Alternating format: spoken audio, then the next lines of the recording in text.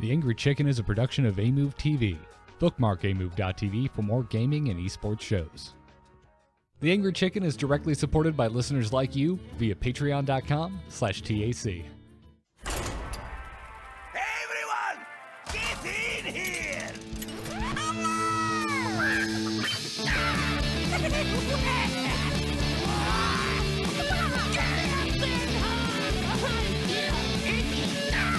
Ready for action! I've got the beast in my sight. A podcast about Hearthstone, Heroes of Warcraft. This is the Angry Chicken.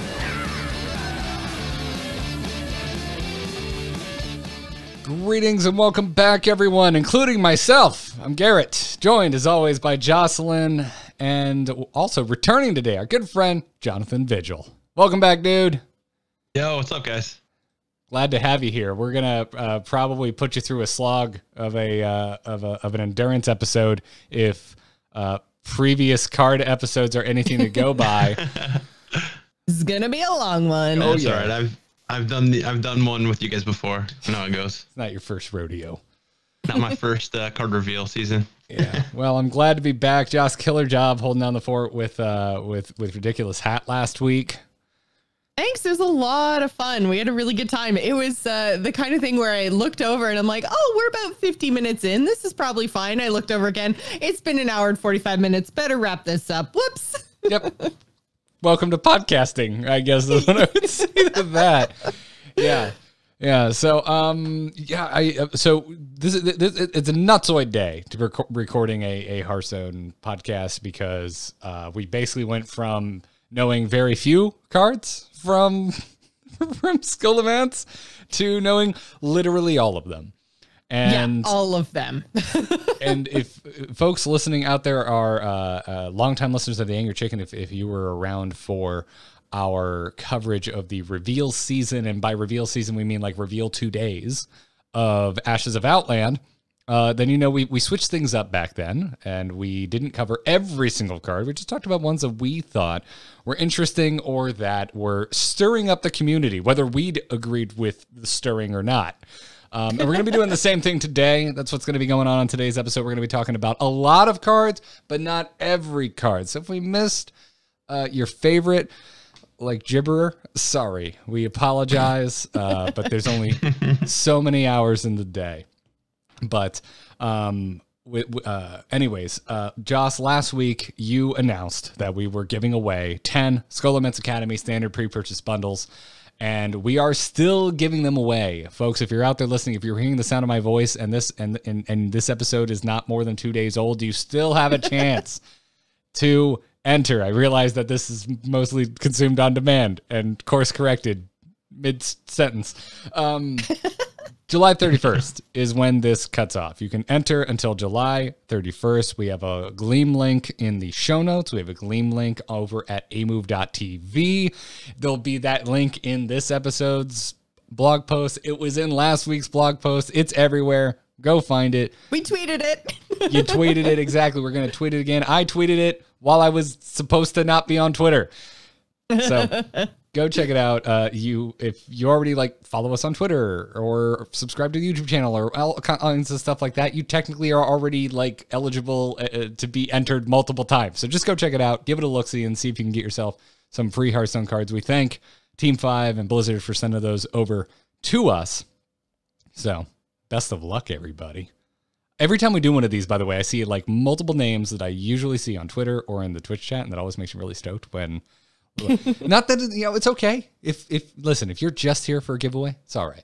We don't judge you, but hopefully you stick around and hit that. Is this where I say hit the sub button or ring the bell or something? I guess it depends on what about platform. a bell or a heart or something. Gotcha. Point at a part of the screen too, Cool. you know what you're doing. Subscribe up here. Yeah. Talk with my hands a lot. Yeah.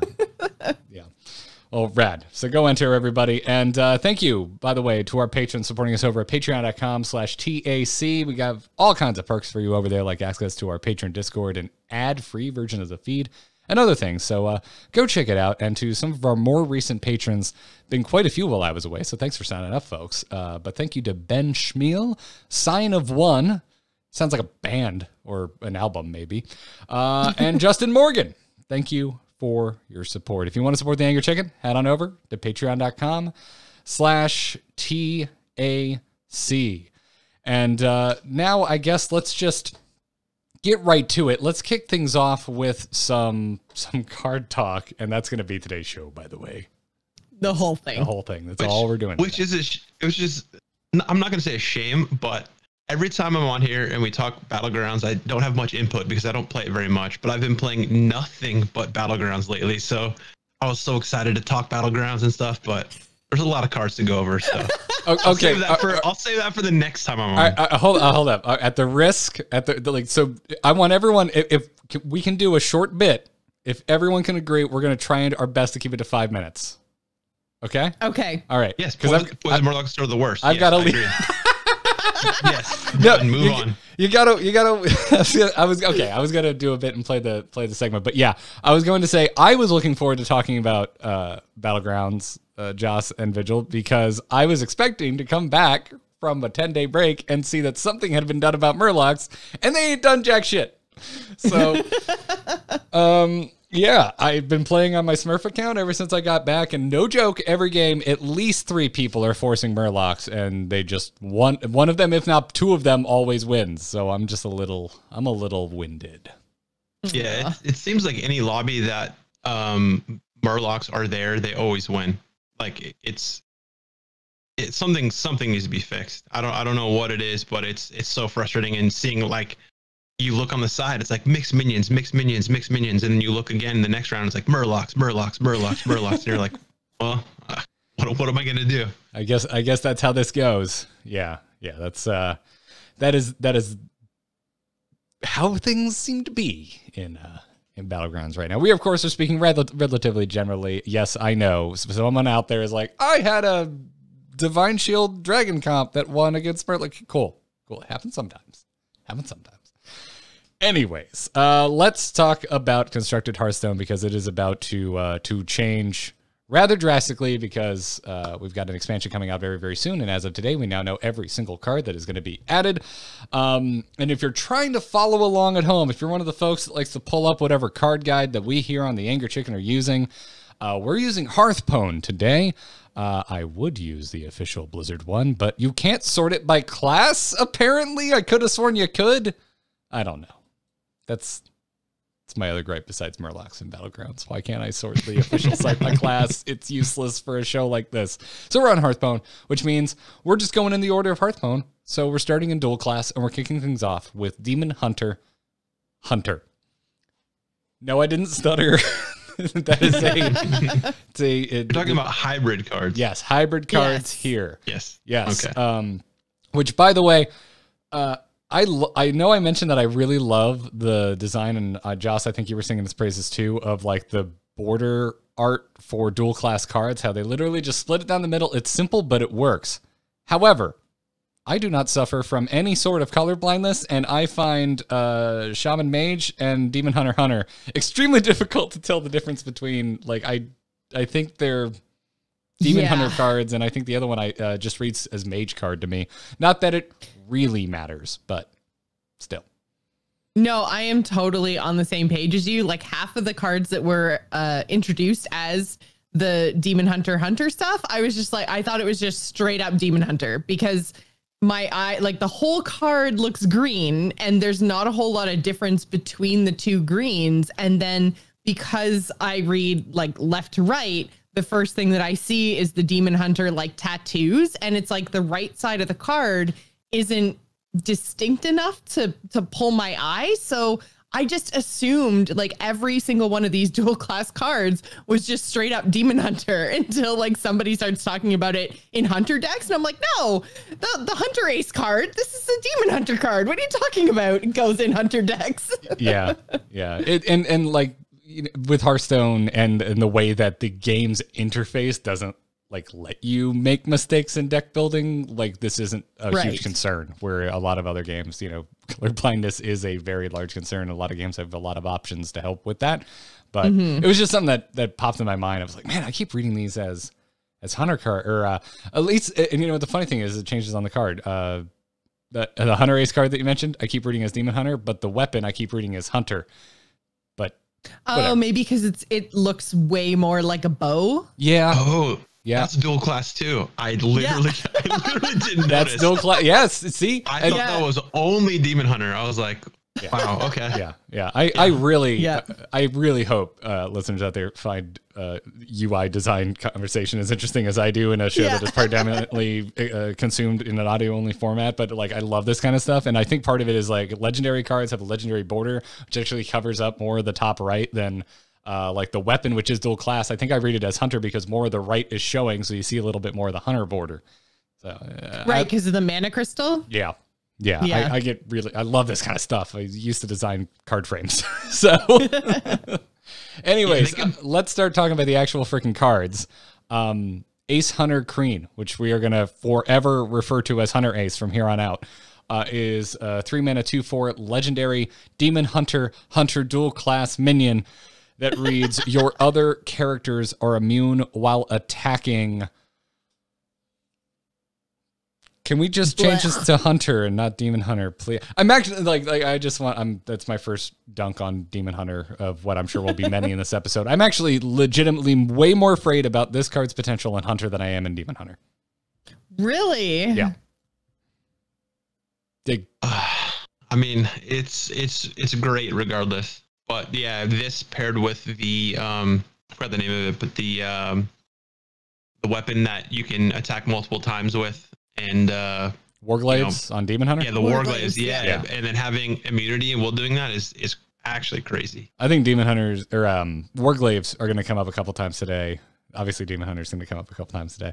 And it starts here, but also like, oh man, I don't starting with you, Vigil, like way back when you mentioned like Dragon Hunter, I have just played a crap ton of that deck, and it hasn't gone anywhere, and Stormhammer isn't going anywhere, and that is a potentially infinite weapon across a game if you just keep lining up dragons on board, and now you're just not going to be taking damage while you're using it.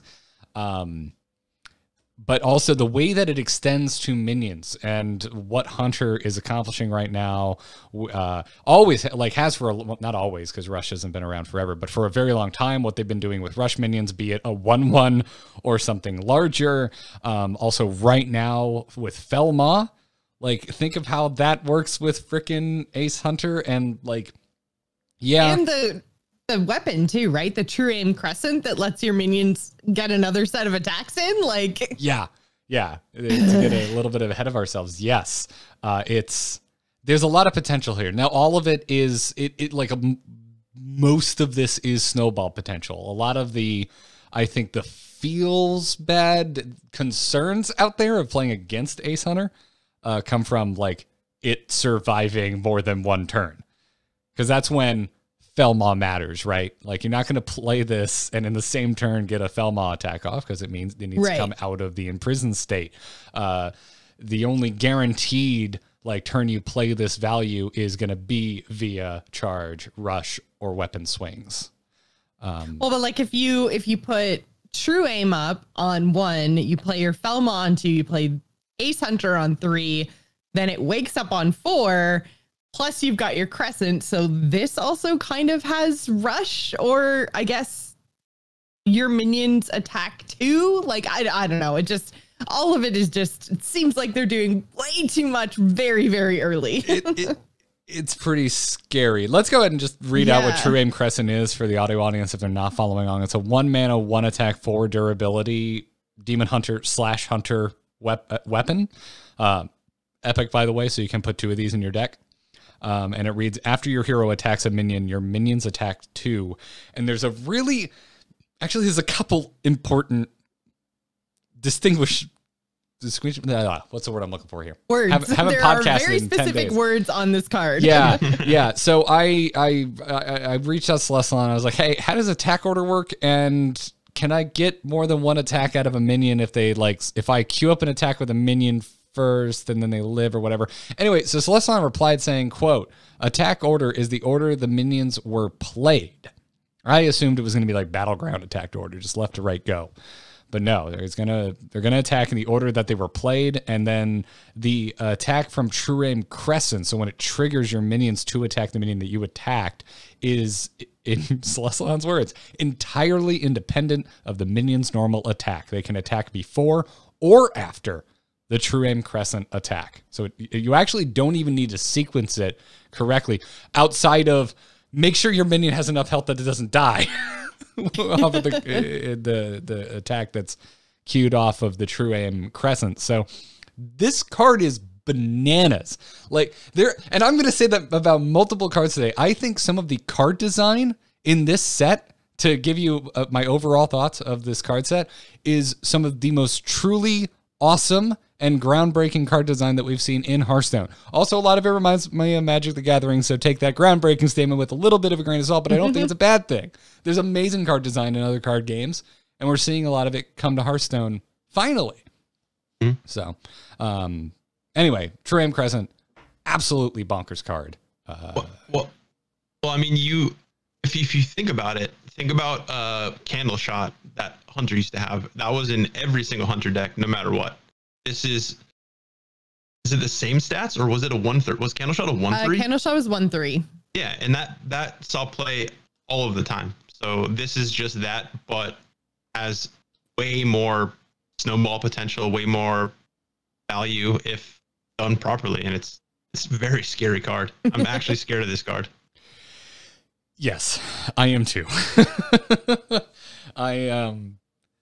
Plus in Demon Hunter, for another 1 mana, then it becomes like a 2/3, because like assuming you're going to use it and swing on 1, like either that or it's a 2/4, just because you could just hit your button every turn, not to mention all the other things that you can do to give your hero more attack. Like it's just why. Yeah, and I'm going to be honest, and I have a feeling I'm gonna hazard speaking for everyone on the program. I have a feeling that you share this thought, but I think we're all a little bit gun shy after Demon Hunter's launch and subsequent. I believe it was approximately 17,000 nerfs that followed the release of Demon Hunter. Roughly. Yeah. We're all a little like, we're just bracing for Demon Hunter to be a total pain again. But that's the one thing is like, when I look at this, I go, okay, well, if the power level of other classes, matches it, then we're good. But we're not sure. But at the very least, I can say I think Hunter's power level is going to be pretty approximate in this case. So at least there's one other class that's getting some of these insane tools. That's kind of my thought there. So Ace Hunter Kreen, True Aim Crescent, these are two cards that like right off the bat when I was going through on today's show notes, like, all right, we're not going to talk about all the cards, but like the second I saw these, like, well, these are getting talked about. There's no universe where we don't talk about these cards, but yeah, absolutely crazy.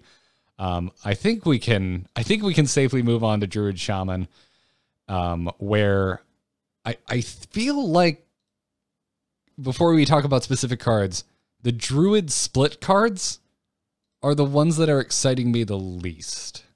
Or at least the ones that don't immediately seem like I don't immediately know where they belong. Vigil, how do you feel about that? Yeah, I don't know, because what does Druid have? Druid has Hunter and Shaman, right? Yeah, so the Hunter stuff is all like beast kind of oriented, sure. And then the Shaman stuff is very, actually, like they feel way more shamany than druidy, kind of, really. I mean, well, there's two, because they said at the very beginning with the dual class cards that like there was going to be a split in themes, that there were going to be kind of two cards that kind of fit one theme and two cards that fit another. But with Druid Shaman, it seems like one of the themes is just overload, which is pretty ubiquitous. And the other is, I couldn't tell you, because Speaker Gidra, for example, which is the Druid Shaman legendary minion, it's a 3 mana 1/4 that has Rush, Wind Fury, Spell Burst, gain attack and health equal to the spell's cost. So that's a cool card. But that and the other one, which is Groundskeeper, which is a 4 mana 4/5 rare minion with taunt and battle cry. If you're holding a spell that costs 5 or more, restore 5 health. So I don't really see a theme with these two. Yeah, Groundskeeper I think is a half decent card if you're going to be, you know, playing big spells, which I think Druid is going to be doing. So, like, I think that Groundskeeper fits in with what Druid is doing, but I don't know if I can really pin down a theme necessarily as much as I can with some of the other kind of dual class cards. And same kind of with Speaker. Like, Speaker I think is really interesting because of the Rush and the Wind Fury, and with the spell burst, it kind of makes it so it's never necessarily a bad top deck, even late game. Like, it kind of grows alongside your mana. So I think that's a good thing. But again, it's not very, it doesn't scream either one of those classes to me. Same as Groundskeeper. Like, they're decent, but they don't scream Druid and Shaman to me. Like, this could kind of go anywhere. Yeah, I'm no deck builder, so I'm sure there's going to be people out there who are going to figure out a way to make all this stuff work. But it feels like a lot of the other dual class spells and minions and stuff have like a significant, like, solid direction on what they want to do or where they're going. And these just seem kind of just like, there doesn't seem a lot of synergy. It's just kind of like, oh, this is good and this is cool, and is this going to work? How do you make this work better? I don't know. It's not bad. I just it's not jumping out to me. I don't see anything, you know, right away. Mm-hmm. And I really thought they were going to go down the mana route with this class, kind of the same way that they did with like hero health manipulation and priest warlock. When we first saw, because Lightning Bloom was the first thing we saw, right? Which was the 0 mana card that gives you mana crystals this turn, but you're like borrowing against next turn. So you've got like the Druid, which is the, innervate type effect, alongside the Shaman with the overload effect. And I was like, okay, so they're all going to be, mana manipulation. That's what ties these two classes together. That's awesome. And we get the other 3 cards and it's like, wait, what? Those don't do those things. Yeah. I think they're less synergistic, I think, than some of the other dual class cards. Yeah. It's like, I get why they led with Lightning Bloom. Like, a lot of times I'm like, why'd you lead with this card versus some of the others? But I look at these 4 and I'm like, yeah, Lightning Bloom is the card you lead with. Maybe Runic Carvings. We haven't talked about that one yet either, but it's a 6 mana epic spell for both Druid and Shaman. It's a choose one, and it's summon 4 2/2 Treant Totems. So they have both tags, which is interesting. Yes, that is interesting. Or Overload 2 to summon them with Rush. So that's cool. And that's kind of on the nose, but the same way, fun and cool. Like, I like that we're getting a unique double minion type there with Treant and Totem. That one I think too. But the legendary Speaker Gidra, I'm not sure how we're pronouncing that one yet, or the rare Groundskeeper, they're just kind of like, I hesitate to say generic, especially when I'm looking at a card with as much card text as Speaker Gidra, but yeah, it kind of feels like they could have gone. I realize Wind Fury has class identity with Shaman, but does it really? I guess. The Shamans aren't the only ones who've ever Wind Furied. I think Alec here is going to be mad at you guys for saying that. I mean, it's definitely more prevalent in Shaman than anywhere else, but yeah. It's just, but it's like, and then the other keyword is Rush, right? Which is Rush. Everybody has Rush, so yes. Let's say a very bad taste in music. But yeah, so my kind of takeaway is a lot of these, like outside of Lightning Bloom, I think are pretty big wait and sees on like Speaker Gidra and Groundskeeper. Like there is value here for sure. Speaker Gidra has some cool combo potential, but it's not the kind of thing that like really sparks my deck building desires, where I'm like, oh, I know exactly where this goes. I guess it's much more subtle, I guess is the word I've been failing to find for the last 10-minute conversation. So then there's also Hunter Druid, which very same feels for me to Druid Shaman, which is like, there's like, as you already mentioned, Jocelyn, there's a lot of beast theming going on here, and I I'm back in, well, is Beast Druid going to be a thing? Which, like, we were asking that question 2 years ago. And it never really ended up being there or like getting there. And Biggin got there for a little bit and it had some beasts, but it didn't work because beasts, it worked because of Biggin. Yeah, and I think Guardian Animals has some potential. Like we saw it being played on stream today, but the only thing is what we saw on stream, there was a whole lot of like super crazy, ridiculous Kael'thas plays, right? So it's just like, yes, things can get crazy and you can get like 0 mana spells that are supposed to cost 7 to 10 mana, but that's a very specific case, right? So I don't know. I think maybe that there's some sort of like 5-cost beast deck going on, maybe, but yeah, I don't know. Overall, I wasn't blown away by a lot of the Druid, the dual class Druid stuff. Yeah, neither was I. Although I don't have an easy way to show this because like tokens and whatnot are still getting shown, but I'm just going to show the show notes for a moment for the stream. And Jocelyn is really going to bat for Marcel Cub because it's so adorable, and not to mention that it's adorable, but it's a little baby animal reading a book, which I am a huge sucker for little things reading books. He doesn't know how to read. Like, he's just so cute. How dare you? Maybe Marcels are extremely literate. You don't know. Maybe these are magical animals we're talking about here. Reading would be, I think, a pretty believable achievement for some of the creatures. Possibly, yeah. But yeah, it's I don't know. Adorable Infestation. It's a 1-mana spell that gives a minion +1/+1, summons a 1/1 cub, and adds a cub to your hand.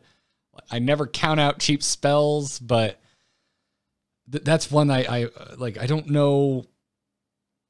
Like token Druid in the past, and hell, even now, I feel do more impactful things than that right now. And also, I can't divorce my mind from what Hunter's already doing, and it feels like it already does things that are more interesting, more impactful than like what Adorable Infestation brings to the table, for example.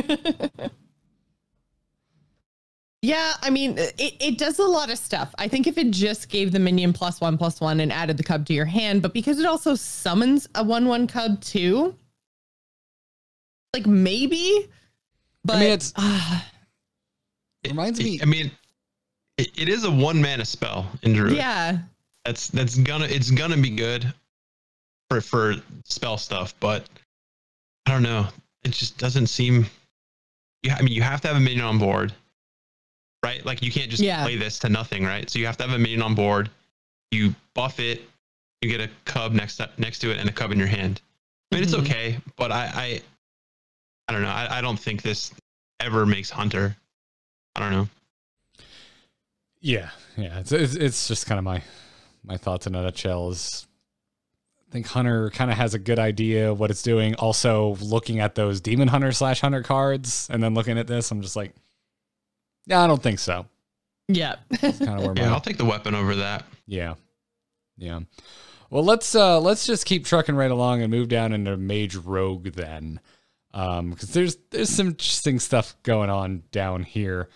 Starting with the legendary Mage Rogue minion, Jandis Barov, 5 mana, 2 attack, 1 health.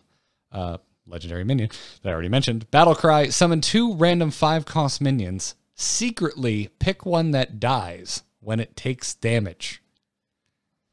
This is so cool. Like, I don't even know if it's good. I don't really, I think it's just kind of like, okay, but it's so cool. Yeah, I think it's good. It's good value on average. Like I've seen, I was surprised how divisive like the conversation around this card was. I did a ton of catch up once I got back. I'm like, all right, let's see what's going on in the community. What are people thinking about these cards? And this one had so much chatter of people fighting about, you're always gonna know what the one that dies is, and it's just like, does it matter? Like, you still had to do something to it to get rid of it, and I feel like you're paying 5 mana. You get a 2/1 body, and then you get 10 more mana worth of stats. spread across 2 minions. One of them is easily dealt with, but there's other things that can complicate that narrative, like death rattles. True. There's definitely death rattles, and I mean, maybe there's like some next level head games, right? Like maybe there's a minion with 2 health or something that gets summoned, and that, or maybe she summons herself, and then you just like people assume that that's the one that's gonna die. But what if you're like, oh, but then I pick the other one just in case, just to mess with you, like, you know, picking the non-obvious choice. I don't know. It's just cool, and we've never seen something like this before. Secretly pick something like what? Yeah, I think the flavor of this card for these classes is so cool. It works so well for Mage and Rogue. Like it's so awesome. Whether the card's good or not, I have no idea. But it's I like am curious. Secretly pick a dragon card that nobody ever played. But the egg or whatever. Yeah, the egg. Yeah. Or what was the other one in Druid where you like secretly pick whether it does damage everything or buffs your board? Oh, I was trying to remember that card. I couldn't. Yeah. What is it called? Is it Web Fate Spinner? Fate Spinner. Yeah. Fate Spinner. Yeah. Secretly deal 3 damage to all minions, or give them +2/+2. So. Yeah. It's just it's so cool flavor wise for the classes. I mean, again, someone more intelligent than me is going to make this work some way, but on first glance, it doesn't seem amazing. I mean, it is 3 bodies for 5 mana, and I'm curious to see if the one that dies when it takes damage, if like you like attack it and then it takes damage and then it just like goes poof or something, or like if it like takes damage and then like crumbles to death, you know, like it'd be cool if it was just like boom and just disappeared, like it was like a, you know, like a mirror image or something. Yeah, the card art has like a mirror image quality. There's like echoes of Jandis in the background. So I'm sure the effects team is gonna have some fun with this one. Yeah. It goes poof, says Kajitar. I didn't see this one in action. But yeah, again, this is the kind of card like I want to go to bat for a little bit. I'm not here to say it's going to set the game on fire, but I think on average, you're going to get good value out of this card. So I like it more than some. And I'm just going to talk about the other 2 that we haven't talked about because they're interesting freaking cards. Potion of Illusion is another, it's a 4-mana epic Mage Rogue spell. And it reads add 1/1 copies of your minions to your hand. They cost 1.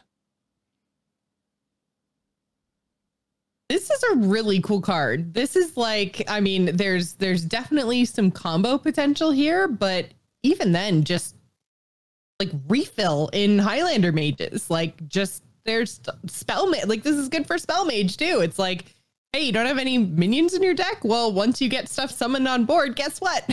Have more of them. Here's where my mind instantly went to. So playing Highlander mage, right? It's late game. You know, you have 10 mana crystals, you have an okay board, you play Caligos, you get this off Caligos, you play it for free, and you have 1/1 copies of your whole board in your hand. That seems awesome. Yeah. Again, that's like a dream scenario, but it seems like a cool card. Like, I don't know. It's one that we I'm could definitely... get another Dragon Queen Alexstrasza, right? Like as soon as you tell me I could have another Alexstrasza, I'm like, yes, please. I've seen some. I was never an Exodia Mage player, but I've seen a lot of Exodia Mage players very excited about the potential of finding new and inventive ways to infinitely fireball people to death. And by people, I mean me. And I will be salty about it. I mean, honestly, if someone can pull this off, because basically that idea revolves around getting 4 Sorcerer's Apprentices on board, right? Mm-hmm. And so if somebody can actually pull that off, because it involves like using the coin, which there are ways to get coins that aren't just, you know, going second, but it is a big long game, like game long combo type thing. So if I get Exodia, if somebody manages to Potion of Illusion their way to a win, I am okay with that loss. Like G freaking G, dude. Like you win. I salute you. I'm okay with losing in that fashion. Garrett, I have a question for you. Yeah. Are we still going to be friends if I tell you that Exodia Mage was my favorite deck of all time in Hearthstone? Oh, totally. Totally. Yeah. It's way worse offenders, in my opinion, in the history of Hearthstone. I've always loved OTK decks, and that one was my favorite because it can go over the top. Like a lot of OTKs, you have to have, other stuff on board, but that one just like, bam, and then you just fireball like everything, and you can BM and fireball their board down and like kill your own stuff. It's so fun, and it's funny that you bring that up because I started playing Wild again for the first time forever, and I've played Exodia Mage. It's not very good, but it is very fun to play. I forgot how good that deck is. Yeah, nah, dude. I wouldn't have friends anymore because, like, to me, the greatest offender in the history of Hearthstone is Yogg-Saron, and everyone played Yogg-Saron. Hell, Hearthstone made a worse card in Puzzle Box, so that's that. So I need to relax sometimes. Can you tell I just took a break, everybody? Can you tell? All right, final Mage Rogue card, Brain Freeze, a 1-mana rare Mage Rogue spell that reads freeze a minion, combo, also deal 3 damage to it. It's really important that you understand that this is 3 damage to a minion only and not to face. Also, you can't freeze face, so I hate it because the only thing that I want to do as a mage is freeze demon hunters. So I hate this card. It's stupid and dumb, and make it go face. Thank you. Can the freeze go face? No, that's what I'm saying. The freeze can't go face, so I hate the card. Like, yeah. What I meant to say is, can we make it where just the freeze goes face, and also can we somehow find a way to get all that text on the card to explain that's how that you may freeze demon hunters because otherwise Jocelyn will trash this card. that card text will fit. Hey, Team 5 devs, can we have a conversation about playing with text size on the body of cards? So let's do some fine print at the bottom. You can, like it just at the bottom, you can also freeze demon hunters. Perfect. Yeah. I share your concerns, Jocelyn. I really think this card is cool, and it's a split class card in 2 classes that tend to discover or generate random spells within their own pool.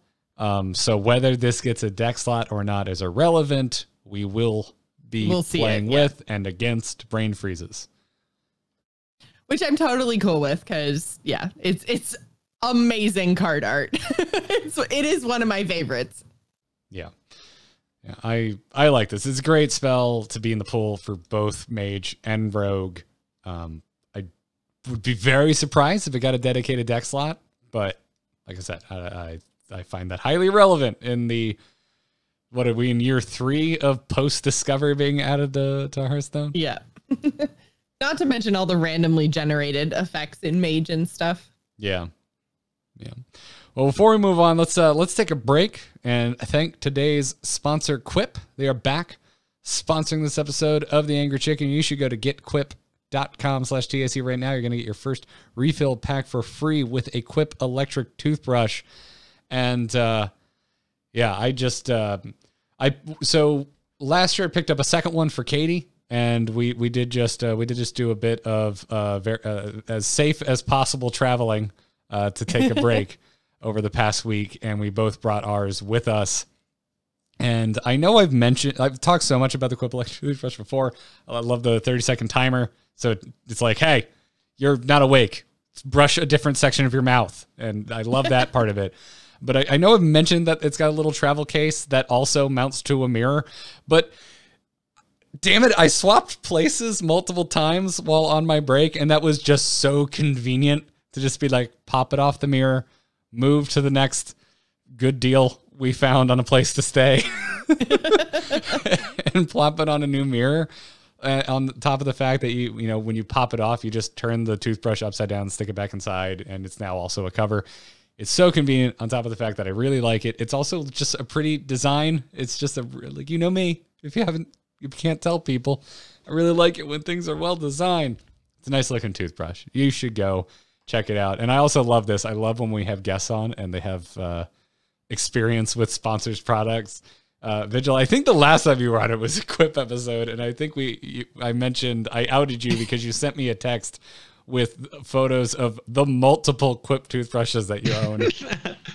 Yes, between my girlfriend and I, we have 3 quip toothbrushes. I have one that literally lives in my toiletry bag that I just take with me when I go, so I don't have to touch the one in my house. But it was because I bought a gift and there was a 2-pack deal or something. I don't remember exactly what it was, but I was like, I'm not gonna turn down an extra toothbrush. Like, whatever. Like, it's nice to have, you know. So I'm very much a fan of this, and like you said, like the stickiness, how it sticks to any mirror is so cool. Like, just like in the hotel, boom, you know, good to go. Yep, I dig it.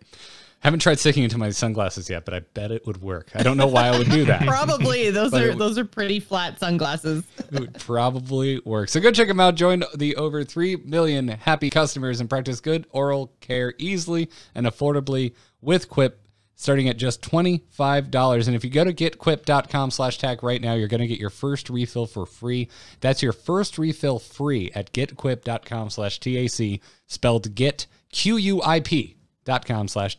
Quip, the good habits company. We thank them for their support. And now let's move right along and talk about Paladin Priest. And listeners, if you are somehow not enthused by my enthusiasm about Paladin anytime we're in card reveal season, then nothing will change, because I am so enthusiastic about everything Paladin is getting. I am basically ignoring the other class on split cards that involve Paladin. Like, I can't help it. I look at these and I'm just like, yeah, it doesn't matter. There's a Paladin card. Like starting off with their legendary high Abyss Allura? Abyss? I don't know what an Abyss is. I have no idea. I can't help you there. I can hear like one of my parents in the background going, "You went to Catholic school. How do you not know what this is?" But anyway, what was that? I was going to say, is she a Draenei Paladin? She's sure. Definitely a Draenei. Yeah. Looks to be the case. Yeah. A female abbot, apparently. Which, are they a kind of priest? I don't know. I have no idea. Anyways, Allura is a 4-mana 3/6 legendary Paladin Priest minion with Spell Burst. Cast a spell from your deck. Targets this if possible. I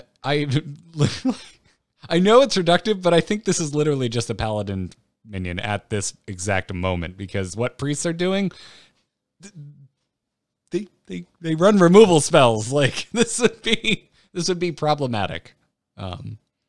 Yeah, I think like because it says targets this if possible, you have to build a very specific deck around this, because I think what they're going for with these priest and paladin cards is very much like a buff deck, like a target your minions and make them better. Like, I mean, I think the first card that pops into my head for priest is Apotheosis. Like, that's a card that goes really, really well with High Abyss, but it's not the kind of thing that you're necessarily building a deck around right now. Like, priests are being either Resi or Galakrondy, and you're right, like both of those things involve targeted removal or stuff that you wouldn't like. The swirly sand one that silences and kills everything. Death. Plague of Death. Thank you. Yeah. That's not the kind of thing that you want in your deck if you're also playing this card. So yeah, I don't know. I think there might be something there. I think it's a really cool card, but you definitely have to build around it. I don't think you just slot this into other existing priest decks. So I have 2 questions about this. One is, if you were to do a thing like cast a spell that psych split, is that what it is? Or whatever it is to make a copy of this, does the copy have spell burst? Yes, they did clarify that basically, like, the spell goes off and would make a copy of a thing, but like the spell burst trigger happens when you cast the spell. So like the spell burst is triggered, then the copy is made. So the copy has spell burst and that one hasn't triggered. it is kind of a little bit confusing, like order of operations, but basically, yes, if you cast a spell that copies a spell burst minion, the first minion spell burst is used up, but it will still exist on the second minion. Okay. So that was one question. And then my second question is, when it says cast a spell from your deck, does that spell still in your deck? Like if you have 2 copies of a spell, does this give you a third copy? My understanding is it consumes said spell. Yeah, like it's pulling it out of your deck. Okay, and so it casting it, yeah. it thins your deck. Okay. Yeah. Yep. It's also my understanding that Allura is the one doing the casting, so if there's any triggers that say when you cast a spell that it doesn't count if Allura casts it. Right. Oh, okay. Which is another important distinction. But still a really cool card nonetheless. Like my TLDR on Allura is works perfectly for exactly what Paladins are doing right now, and kind of works horribly for exactly what Priests are doing right now. But yeah, you hit the nail on the head, Joce. Like either way, you're gonna have to be very specific with the spells that go in your deck, whether you're putting this in a Paladin deck or a Priest deck. Just so it happens. You're basically looking for stuff that will make your minions better. And if it does have a specific target, make sure it says like enemies only if it's like a bad thing, right? So yeah. Because I mean, you're also doing renew, which is in Priest, which is something that would be kind of fine. Not the greatest potentially, but still kind of fine if it hit Allura. I think the problem with this for Priest is you have to cast a spell to trigger spell burst. Like you could have like a 4-mana Plague of Death or 4-mana, Mass Res, but you have to have a cheap spell to trigger the spell burst in the first place. So it's like you have this on board, you have a potential to cast the other cheap spell in your deck, and then you're going to be bummed because it's not what you wanted to cast. So it's, I don't know. You're right. I don't know if this goes in Priest, but yeah, Paladin, this is like right where you want to be, like getting a buff. Sounds awesome. Yeah. And then there's Devout Pupil, 6-mana 4/5 epic Paladin Priest minion with Divine Shield, Taunt, and reads costs 1 less for each spell you've cast on friendly characters this game. We haven't rated cards in a long time, but if we did, I would give this an A+. Like, I think this is the closest thing I've seen in a very long time in Hearthstone to a perfect card. Like, especially under the umbrella of Libram Paladin, like, exists. Yeah. Ooh, true. Yeah, a 4/5 Divine Shield Taunt is a ridiculously annoying minion. You think of Sunwalker, and you're like, when a mage gets that off of the spell that summons 2, whatever. 2/6 cost, yeah. Yeah. So you think how annoying that is, and this can be just cheaper and cheaper and cheaper. You can play it for like 3 mana, 4 mana, 2 mana, like really good. Especially if you're building a Paladin deck around, like Garrett mentioned, Librams or just buff cards in general, and you're playing like alongside Allura, like these two do seem very synergistic. Like I can very obviously see the kind of deck that they're trying to get me to build with these dual class cards, unlike the Druid dual class cards. Yeah. No, I'm this card's excellent. I'm with you guys. Absolutely. Yep. Yeah, I have a poster on my wall. Actually, no, I think a monument should be erected to Devout Pupil. This card is perfect. Absolutely perfect. I love it. Someone get that what's the dude from X-Men, the perfection meme? I use it all the time in Twitter replies. Magneto? Yes, Magneto. I'm trying to think of the actor there because it's very specifically young. Oh, okay. Young Magneto, yeah, young Magneto, and not Ian yeah. McKellen. Oh my God. It doesn't matter. Man, that's gonna bug me. Irrelevant. Chat room will know. Chat room will know. Michael Fassbender. Thank Yes! you. I just watched the Formula One documentary that he narrated. It was amazing. Highly recommend it. It's a numerical number 1. It's very hard to find on Google search. Terribly named documentary. All right, Priest Warlock up next. Y'all already talked about Disciplinarian Gandling, which I'm surprised I just pronounced correctly because I looked at it, my eyes screamed at me. And you also talked about Brittle Bone Destroyer already, which means there's only 2 cards left to talk about. And Joce, I know you want to talk about Flesh Giant, and I want to talk about Raise Dead. So we're going to talk about both of them, starting with Flesh Giant, an 8-mana 8/8 epic Priest Warlock minion. that costs 1 less for each time your hero's health changed during your turns. Yeah, so your priest, you're healing your face. If you're warlock and you're tapping, then this is going to get cheaper, which I love. I think this is so cool. Yeah, I think this is awesome. Everything about it's cool, but I think that it's definitely going to be easier to trigger with a warlock, or make cheaper with a warlock than it would be a priest, because I feel like, I mean, priest is my favorite class and I play it all the time, but like I don't heal my own face too much. I'm either healing minions or casting spells. Well, I guess it is my turn. Yeah, okay, never mind. Well, but even like with warlock, what I just said.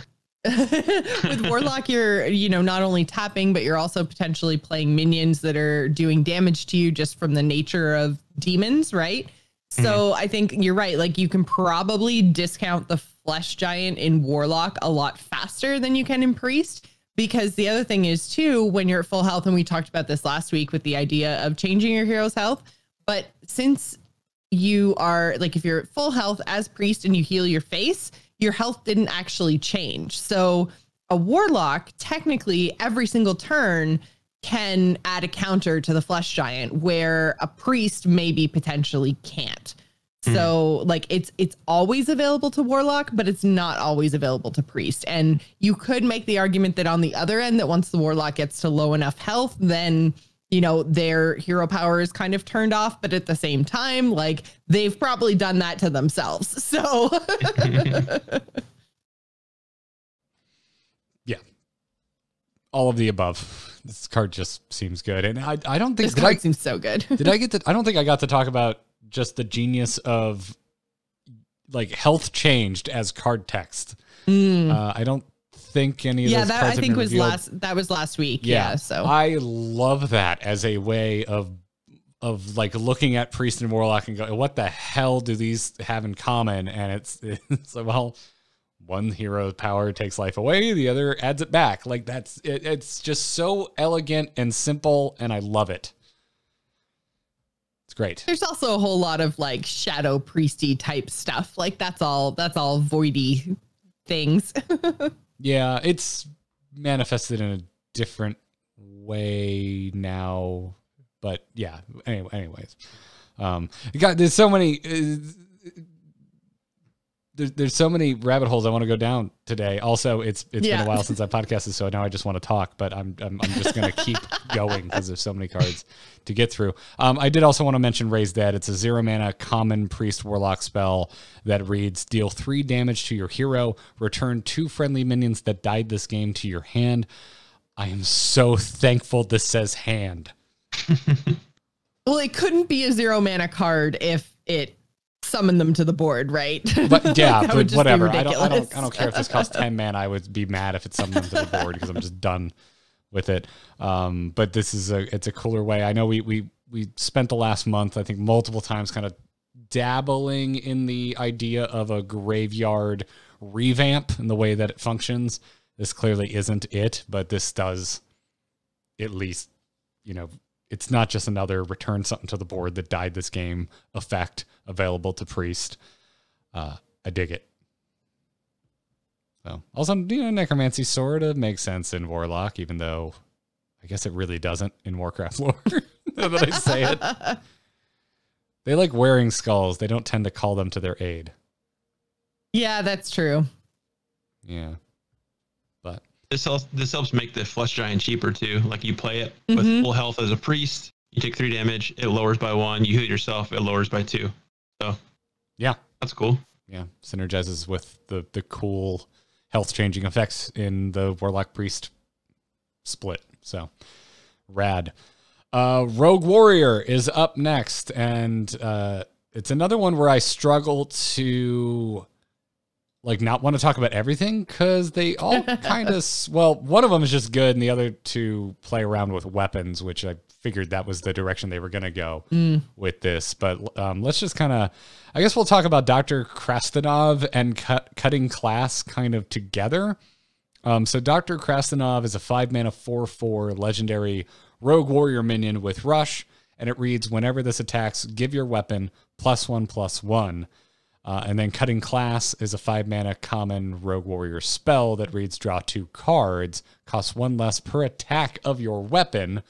And so you can see what's going on here between the weapon buffing of the legendary Krasnov and the discounting mana of a rather expensive draw 2 spell on Cutting Class. It's super expensive. Yeah, that's pricey. Yeah. But I like card draw. So I look at Krasnov. I look at, what was it, Steel Dancer from you guys talked about last week. And I look at Cutting Class. I'm like, so you're telling me there's a chance I might actually want to play this card. It says draw, so I already am interested. But yeah, I think it's very much like weapon buffing. That's the route that they went with Rogue Warrior. And they basically, I think, except for Coerce, they're all weapon-based effects, right? So they all kind of like go together really, really well. So I think that's definitely the direction they've gone in. And it kind of just fits. I mean, Warrior's already doing stuff with weapons. Rogue, obviously, because the hero power also just has a weapon without even having to put one in its deck. So yeah, I think this works really well for both of the classes with what they're already doing. I don't really see why you wouldn't use these cards. yeah. It's also I love that it's cost 1 less per attack of your weapon and not durability, because attack will always be the same as long as that weapon still exists. Like you can use the weapon as long as it still has durability. That attack is going to stay where it's at, right? Unless it's getting bigger because you played a Dr. Krasnov and ran it into something. So, Cutting Class does that win the pun name award of this set? There's a lot of good ones. But come on, like you're Cutting Class, which is something that we've all done. Let's be honest. I didn't. I was a very, very good boy. Cutting Class. Oh, come on, Garrett. You never cut a class. I never cut. I call so much bullshit. You had perfect attendance all the time. You never cut. Yeah, class. from all the way from forever till you finish your school. Wow. All right. I'm getting cornered by both Vigil and Joce now. Thanks. What about senior ditch day? Was that not a thing in your yeah, school? You know what? Shoot. I did actually cut class once. But here's the thing. I had my Disney World or something. Here's the thing. I had my parents' permission. All right. So here we are, an hour into the show, and you're going to make me tell a story. So I graduated in a great year for music. I graduated high school in 2005, and like 2 weeks before graduation, Green Day came through on the American Idiot tour, and I went to go see them. And it was on a school night, and my parents were like, "You're graduating. Just take the day off. You're gonna be exhausted. You have to drive 2 hours to go to the show. Just take the day." I had my parents' blessing to skip a day of school. That was it. And university, you went to every single one of your I wasn't thinking university. classes ever. Forget university. I skipped a ton. Yeah, never mind. Okay. That's like, you're basically an adult. You get to make your own decisions. I wasn't. But you still cut a class. You I wasn't did not bringing go dishonor to a class upon you were my supposed family. To go to. Good Lord.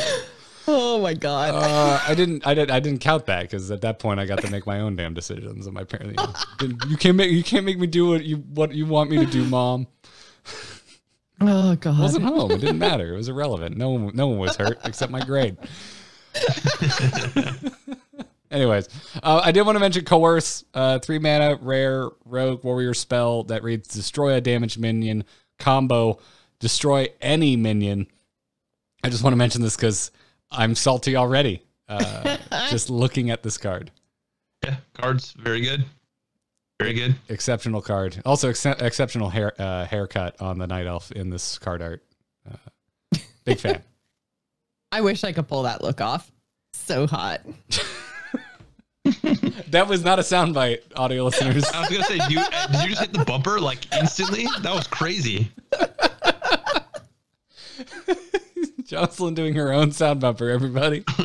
You're welcome. Yeah, there's not really nothing else to say on Coerce other than it's a really good card. That's going to make a lot of us. It's really very straightforward. Mad. Yep. Shaman Mage. This is one where I want to skip a lot of the cards because there's a lot of doubling down into spell damage as a theme, which historically has never really worked. And so I don't personally believe it is going to work because I have no reason to believe so. It is really interesting, though, the legendary Raz Frost Whisper specifically, because it says it's an end of your turn effect, but it's an end of your turn effect that's improved by spell damage, which is not something we normally see. Normally, spell damage only applies to like spells in your hand that you cast, right? So the fact that it's an end of turn minion effect that can be impacted by your spell damage, I think that's a really interesting, again, kind of like deviation from card design that we've seen in Hearthstone before. So I'm super stoked about this. I think it's really cool that they're experimenting with spell damage and using spell damage in ways that we haven't necessarily seen before, because I think that, you know, like you're right, historically spell damage has been kind of bleh, but if there's more things impacted by it, then I think that that's the kind of stuff that might bring the mechanic that like raise it up that extra level. I don't know the stats on this, but there's definitely a spell damage shaman, like burn shaman, that does pretty well. Anytime I face it, I've gotten blown out by it. They just like burn me down. Again, I don't know the stats. It could just be what I'm playing against, but it's possible to make it work. But yeah, spell damage, like you said, traditionally in the past has never really been a thing. Yeah, I don't know. This chat room's bringing up. What about Spirit Class? Like, it was like incidentally good because of the randomly generated spell damage totems in Shaman. I mean, this does exist in Shaman, so you're right. Frost Whisper is a really cool card.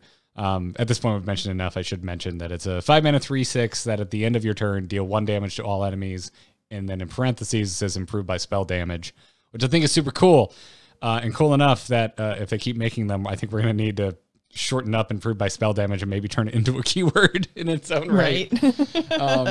But yeah, there's just a lot of that, a lot of this going on between Shaman and Mage. There's definitely an emphasis on spell damage, and I think that there's some Mage cards specifically too that have come out in this set that we're going to talk about a little bit later that very much do focus on either giving you more spell damage or doing something a little bit different with spell damage other than just, increase the damage of your spells. So I think that there's something here. And I guess the last time that we saw something like that was the summon the minion, like summon 2 minions or something, and the cost of the minion increased with spell damage. But like that card alone that I can't even remember the name of, and I think has rotated to wild now, like that wasn't enough. But I think maybe this is like a beast druid situation where like there is some sort of like spell damage mage deck out there that can be created if it just has enough tools. And I think now we're getting 3 or 4 tools in this set that, maybe altogether it's actually a deck that might be kind of interesting. Yeah. Well, and then I definitely wanted to talk about Trick Totem because now mages can have a totem. So it's a 2 mana, 0 attack, 3 health Shaman Mage totem that reads, at the end of your turn, cast a random spell that costs 3 or less. Also, cool. Chat room saying unexpected results. That's the name of the card I was thinking about. Save your emails and tweets. Unexpected results is what I was thinking of. But yeah, Trick Totem. I mean, Totem Shaman is already a deck that is viable and works and can be super scary in the right circumstances. And then now on top of it, they have this Trick Totem, which is ridiculous, like scary in maybe a bad way. Yeah. Totem Shaman players on the regular, like I think I have the most respect for them. I think they're the purest of souls that still want to win games on the Hearthstone ladder. I think that's where I put Totem Shaman players. It's like you're out there, you're having it fun, but you're having a good time, but you're also picking up wins. So yeah, I love it. Totem Shaman is probably my favorite deck, even though definitely not my most played deck, but probably my favorite deck to come out of like post Ashes of Outland. So I'm excited to see it get shored up. Obviously I was really excited about Libram Paladin, but it didn't really pan out in my opinion. Very excited for Libram Paladin after Scholomance drops, but yeah, I'm really stoked for Trick Totem. Vigil, do you play any Totem Shaman or? I have not played Totem Shaman. I've played against It's it a few really times. fun deck. Yeah, I like it a lot, actually. Yeah, you're like, oh, this board isn't so bad, and then they buff their totem and then make a copy, and then they play the weapon, and then they have a bunch, and you're like, whoa, this came out of nowhere. Yeah. Yeah, I haven't played it, but the totem seems cool. It's cool for a mage because, like, think about playing this on turn 2 and then getting a random secret for free. You know, like that's so huge. But then again, you know, there's a lot of downside if there's like a frostbolt or, you know, the earth shock or it is something. 3 or It's less. It's not a random 3-cost spell. Yeah. A random 3-cost spell is like the high roll. Yeah.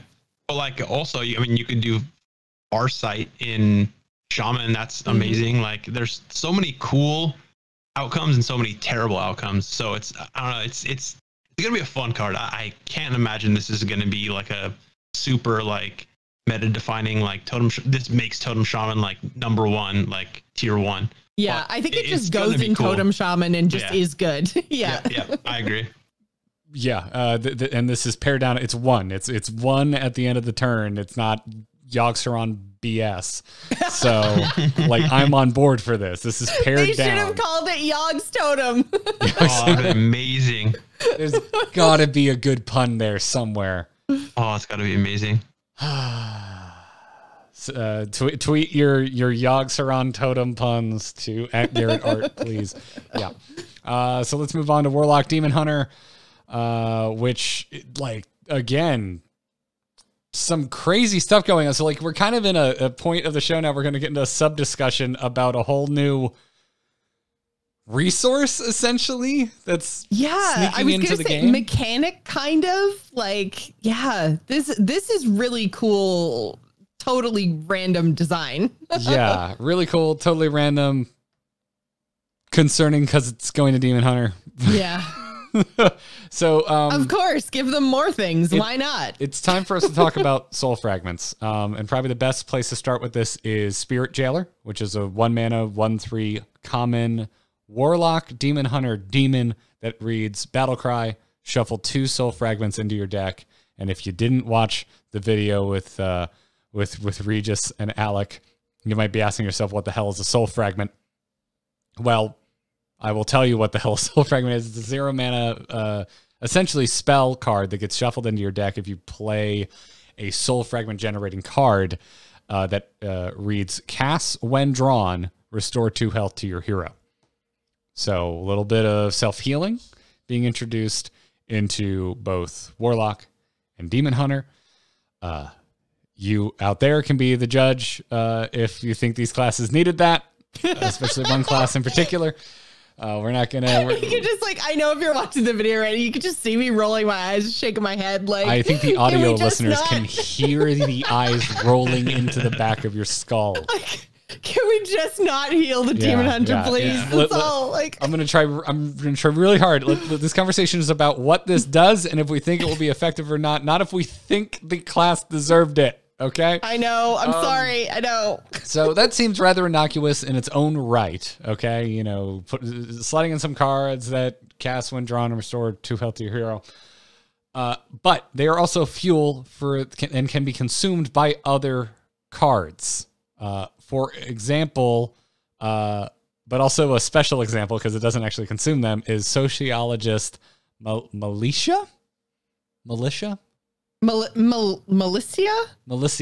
That sounds Warcrafty. Maybe. Let's go with that. Militia. 7-mana, 5/5 Warlock Demon Hunter legendary minion that Battle Cry reads, for each soul fragment in your deck, summon a 3/3 soul with Rush.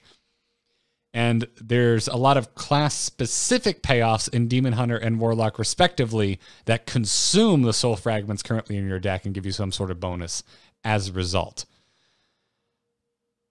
And that's really cool. So Militia is unique in that she does not consume the soul fragments in your deck, but you still get a bonus for however many soul fragments happen to be in your deck in the form of X amount of 3/3 souls with Rush.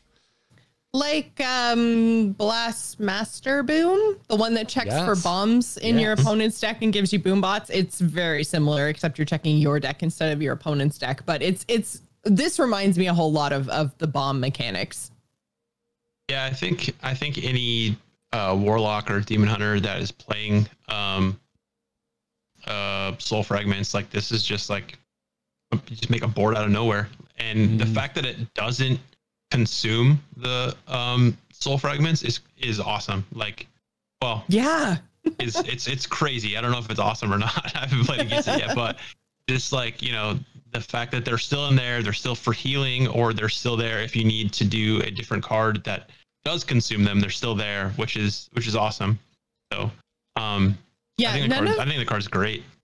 None of the dual class Warlock Demon Hunter cards actually consume them, right? They're just either adding them to your deck or checking for them. It's the class specic cards that are going to actually use them. Yeah, it's the class specific ones. Okay. So Warlock gets some Warlock only cards that benefit from Soul Fragments, and same for Demon Hunter. I mean, there's only 4 Warlock Demon Hunter split cards, and only 3 of them deal in Soul Fragments. 2 of them add them to your deck, and then the other is Militia, which has a bonus effect based on how many Soul Fragments currently reside in your deck. So, yeah. And then the other one is Philosophy, which we have to talk about, Garrett, because you have to point out this dude's eyeliner. Like, this is the most emo card of the set. I'm calling this one. Okay. All right, Jocelyn, we need to take you to school for a second. We need to take you to school. There's a very big difference between emo and goth, and this Philosopher is definitely goth, not emo. What? 100%. He seems like he listens to something a little more evil than something like a My Chemical Romance. He seems more like a evil guy than like. Is it the mustache? Emo. Are you being like biased against mustaches, Vigil? Not all mustaches are evil. He does have a pretty cool mustache. When I look at Philosopher, I think Edgar Allan Poe. I do not think Gerard Way. Yep, I'm with you. I don't even know who that is. It's the lead singer of My Chemical Romance. Oh, okay. I was supposed to see the reunion show of this year, but like everything else, isn't happening. Rip. Garrett explains another concert experience. 2 in 1 episode. Vigil, and it wasn't even your fault, Vigil. No. Jocelyn's fault this entire show. Sorry. Yeah. Although green hair, they could be shopping for hair dye at Hot Topic. All right. Anyway, this is up for debate. Tweet goth or emo for Philosopher to @TAC Podcast on Twitter. Yeah. Doesn't matter. Philosophy, really cool spell. 1 mana, epic, Warlock Demon Hunter spell. Copy the lowest cost demon in your hand. Outcast, give both +1/+1. Sweet. Like, this is just good. I'm pretty sure I want to run this in Zoo. Like, just awesome. Like this is one where I'm not super gung ho to hold on to this until I get the Outcast effect. Just like getting a copy of a minion I intended to put into my deck, it seems cool and like good enough for me. So, the Outcast is definitely good on top of that, but I did dig this card quite a bit. Does this challenge cutting class for one name or no? Soul Theologist Melissa. Pretty good. Yeah. It's pretty good. Cutting class is, it's the class where you learn how to cut. Come on. Okay. Yeah, fair enough. That one's pretty good. Some really good stuff here. It's rough.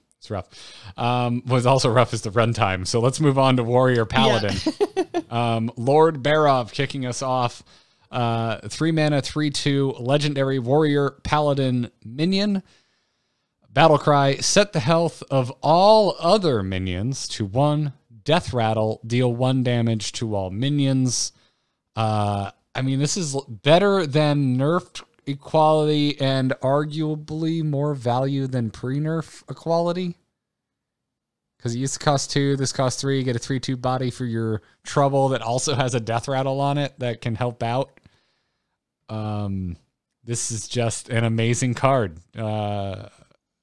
Yeah, and there's nothing really outside of buffs that your opponent can do to deal with it, right? Like they either silence it to remove the AoE damage, but because this is, like you said, the equality effect, then you're actually changing the health of minions to 1, which means they can't be, you know, healed up or whatever. Right. And I actually kind of like this when you're playing against a warrior, because they do all that enrage stuff and they do all the, you know, like when you play stuff, you damage it and everything, damage like all your other minions and stuff. And this kind of just stops what they want to do, right? Like the next time they play a minion, it's just like, boof, there goes their board. I love it. They should not be able to do enraged shenanigans. It just takes away their gas.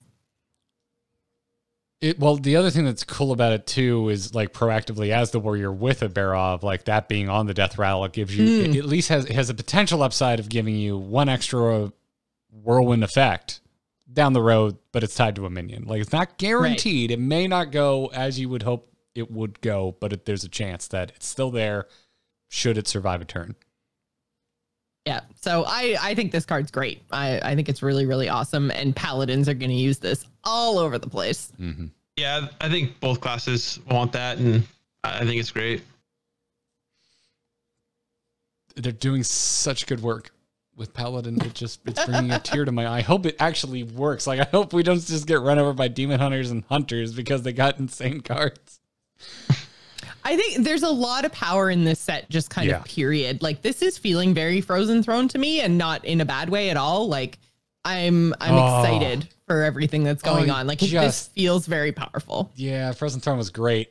I mean, eventually, I think we all got sick of Death Knights, but that was an amazing expansion. But it's like by the time we were really sick of Death Knights, it was like over a year later. You know, like it was kind of as things were about to rotate out, it was like, okay, yeah, Rexar, I get it. You're, you know, hunters everywhere. You know, I'm ready for something new. But that was like a year and some months, if not a year and a half away from its actual release. So yeah, I think it's okay to be sick of something after 18 months. Fair. Ceremonial Maul is up next. It's a 3-mana 2/2 warrior paladin, epic warrior paladin weapon with spell burst on a weapon. Summon a student with taunt and stats equal to the spell's cost. That's pretty neat. That is very neat and awesome with Brawl. Mm-hmm. Right? Like, so Brawl finishes before the minion gets played, or does you cast a spell, the minion's there, and then Brawl goes off? My understanding the spell is resolves first because it's the same with one. Which neutral minion was it? It's a neutral minion. I don't even think we've talked about it yet. Where like if the spell kills a minion, you resummon it on your side. If he dies in the brawl, then you don't get the spell burst. So it's like everything, the spell happens, and then if the minion or whatever the card that the spell burst is tied to, if that still exists post spell, then the spell burst resolves. Oh yeah, that's so the amazing, brawl then finishes, and then you get a 5/5. Yeah. Yep, that's awesome. I think the card is Headmaster Kel'Thuzad, right? Yes, that's it. Too many KTs. I have Kael'thas in my head, and I'm like, that's not the card. No, definitely not it. Welcome to Heroes of the Storm problems. You didn't talk about, wasn't Kel'Thuzad out last week? Maybe we did talk about him. Okay. Now I can't remember if that video came out just before or just after the show. Doesn't matter. I also want to mention Shield of Honor. I don't think it takes a lot of analysis, but it's a 1-mana warrior paladin common spell that reads, give a damaged minion +3 attack and divine shield. Yep. Okay. Sounds good. Another awesome paladin buff card that actually kind of synergizes with the other, like with the priest paladin cards, which I thought they said they weren't necessarily going to do, is like make synergies across the dual classes. So I'm kind of looking at Shield of Honor going, wait, what? I'm cool with it because it's paladin and I want paladins to do well in this expansion, but You're breaking your own rules, Hearthstone. Yeah, I mean, it's just Divine Shield, right? Like, I mean, is Divine Shield and a theme? attack, right? Yeah, but I mean, I don't know. Giving damage minions attack is more a warrior thing. Like, true. I'm just saying it's a buff card, right? So it synergizes with the priest paladin buff stuff that we were talking about earlier. So yeah. It's a little. I think I brought this up last time we were doing card talks, but there was that one card. I think it's from the Grand Tournament where you give a minion +3 attack and Divine Shield. So it's the same as that, but they have to be damaged, so it costs a couple less. Like, I think this card's cool. I always like that card, just being like, oh, this is going to be able to trade up and stay alive and have damage that stays on, or attack that stays on it. So I think this card's cool. Yeah, we don't really have the concept of like a combat trick in Hearthstone because you don't have instants like you do in Magic, but this is like really close to that. It's like the kind of thing that you want because it allows that trade up that you're describing. So yeah, I love everything going on with Paladin so much. I'm just gonna move on so you can stop listening to me talk about it until we get to Paladin specific cards. Let's talk about Demon Hunter. Sorry, Joce. Star Student Stelina is gonna kick off this talk. It's a 4 mana 4/3 legendary Demon Hunter minion with Outcast. Look at 3 cards in your opponent's hand. Shuffle one of them into their deck. This is such a cool card design. It hurts. I love the art and what it's called because there was always those people in school. You're like, oh man, you're just like a know-it-all, like always raising their hand. Every time the teacher asks a question, you're like, you know everything. You're just like, every smart ass. Every Hogwarts needs Hermione. Exactly. That's exactly what this card who it reminds me of. The art is awesome. What it's called is awesome. The effect is really good. Yeah, this is one. This was another one that when I was kind of catching up, seeing what community reaction to things were, seemed pretty divisive. I loved regular Hearthstone subreddit. Thought this was the most busted thing ever, and competitive Hearthstone subreddit was like, it's okay. It was like polar opposite reactions, and I think I lean more towards the latter. Like I think the design of this card, I absolutely love. I'm surprised it has taken us this long to get to an effect like this in Hearthstone, because we've seen stuff like this in other card games forever. But Hearthstone seemed very like against, like I guess discarding is probably the best example I can think of. Like the way that Hearthstone handles discarding is very different from the way that something like Magic handles discarding, because there's a lot of effects that exist in Magic where you get to pick cards in your opponent's arsenal and choose to get rid of them. And that has never really existed in Hearthstone. This is kind of the closest thing to it that we've seen. So I just think it's really cool. And it goes in a deck. It's not like it's gone forever, potentially. Although, if they don't draw through their deck or have tutor effects, it essentially is.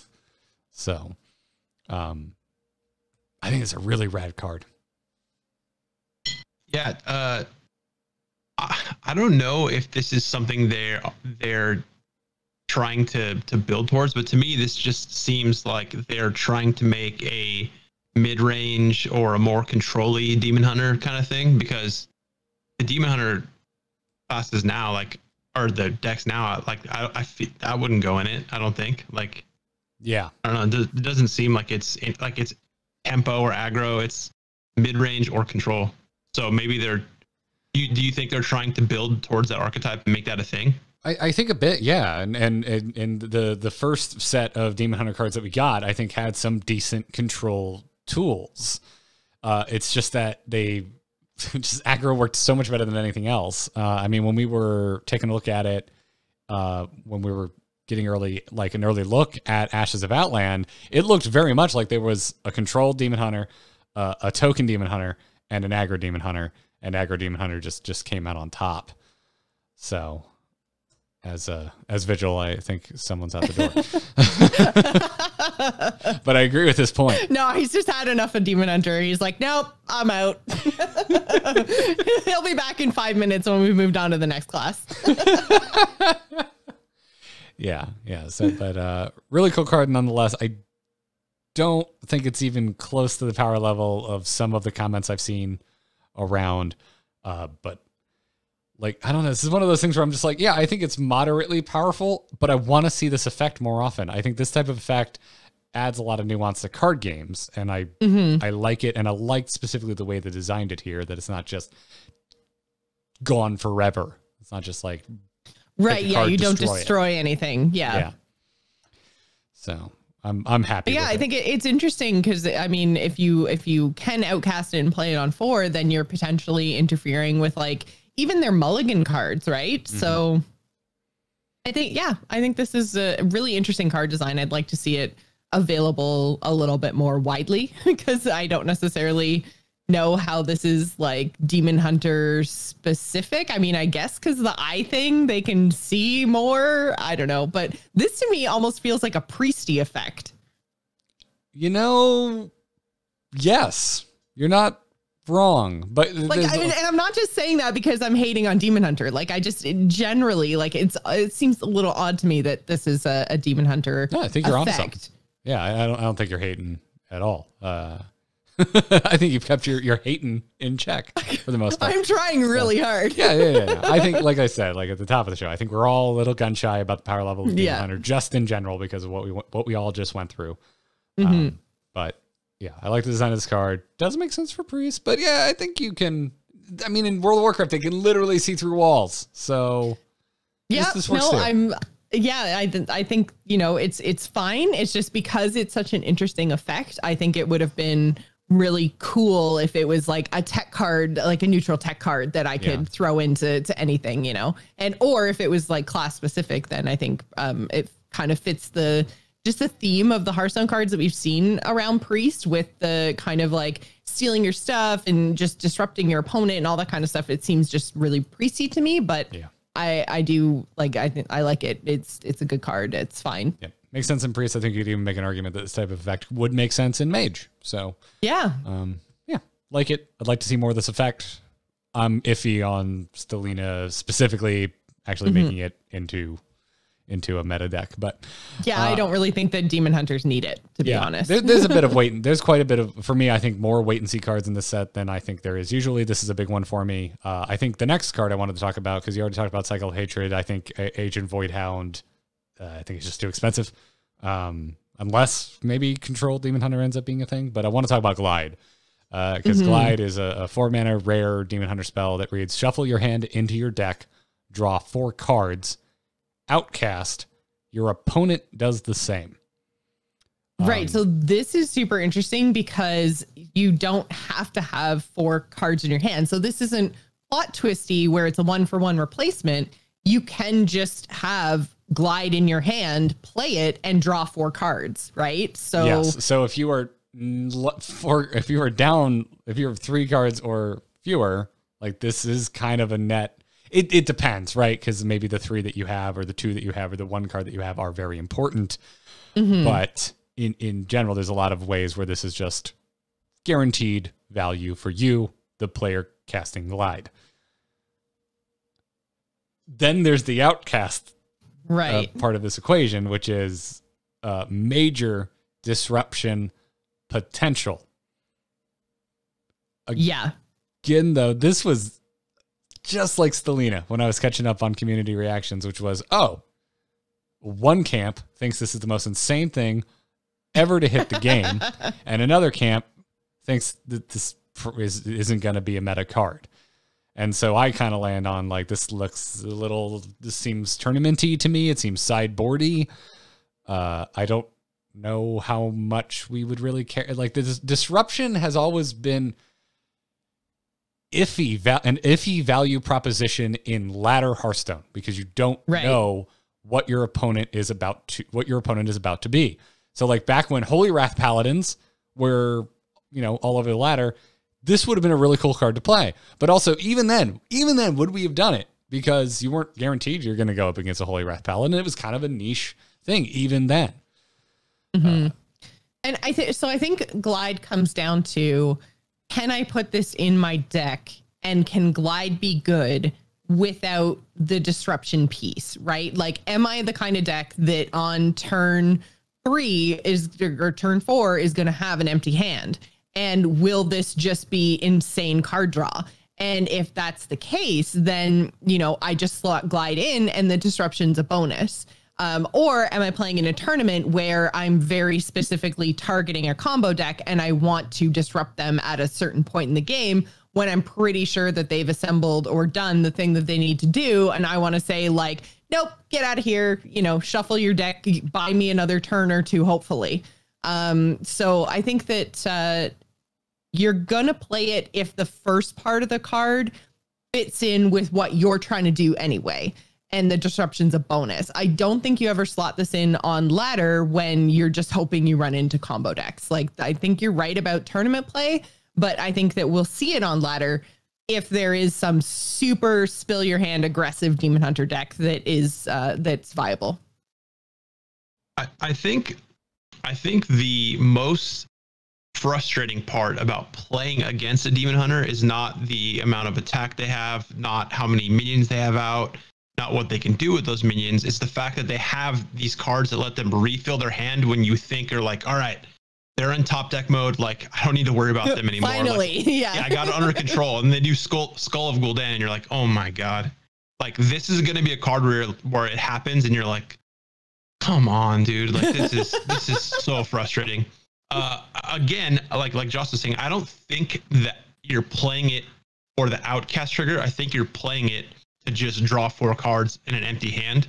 The Outcast is just a bonus because myself am a combo player. I love playing combo decks more than anything. And if I were playing, you know, Plot Twist, Warlock, which I've played a ton of this last month, and I get a free Malagos off the draw card or the soul tap or whatever it is, and then they play this, and then it gets shuffled back in, and I draw it as a 9-mana. I'm gonna be so mad, so mad. So I think this gets played just because you want draw 4 for 4 is really good.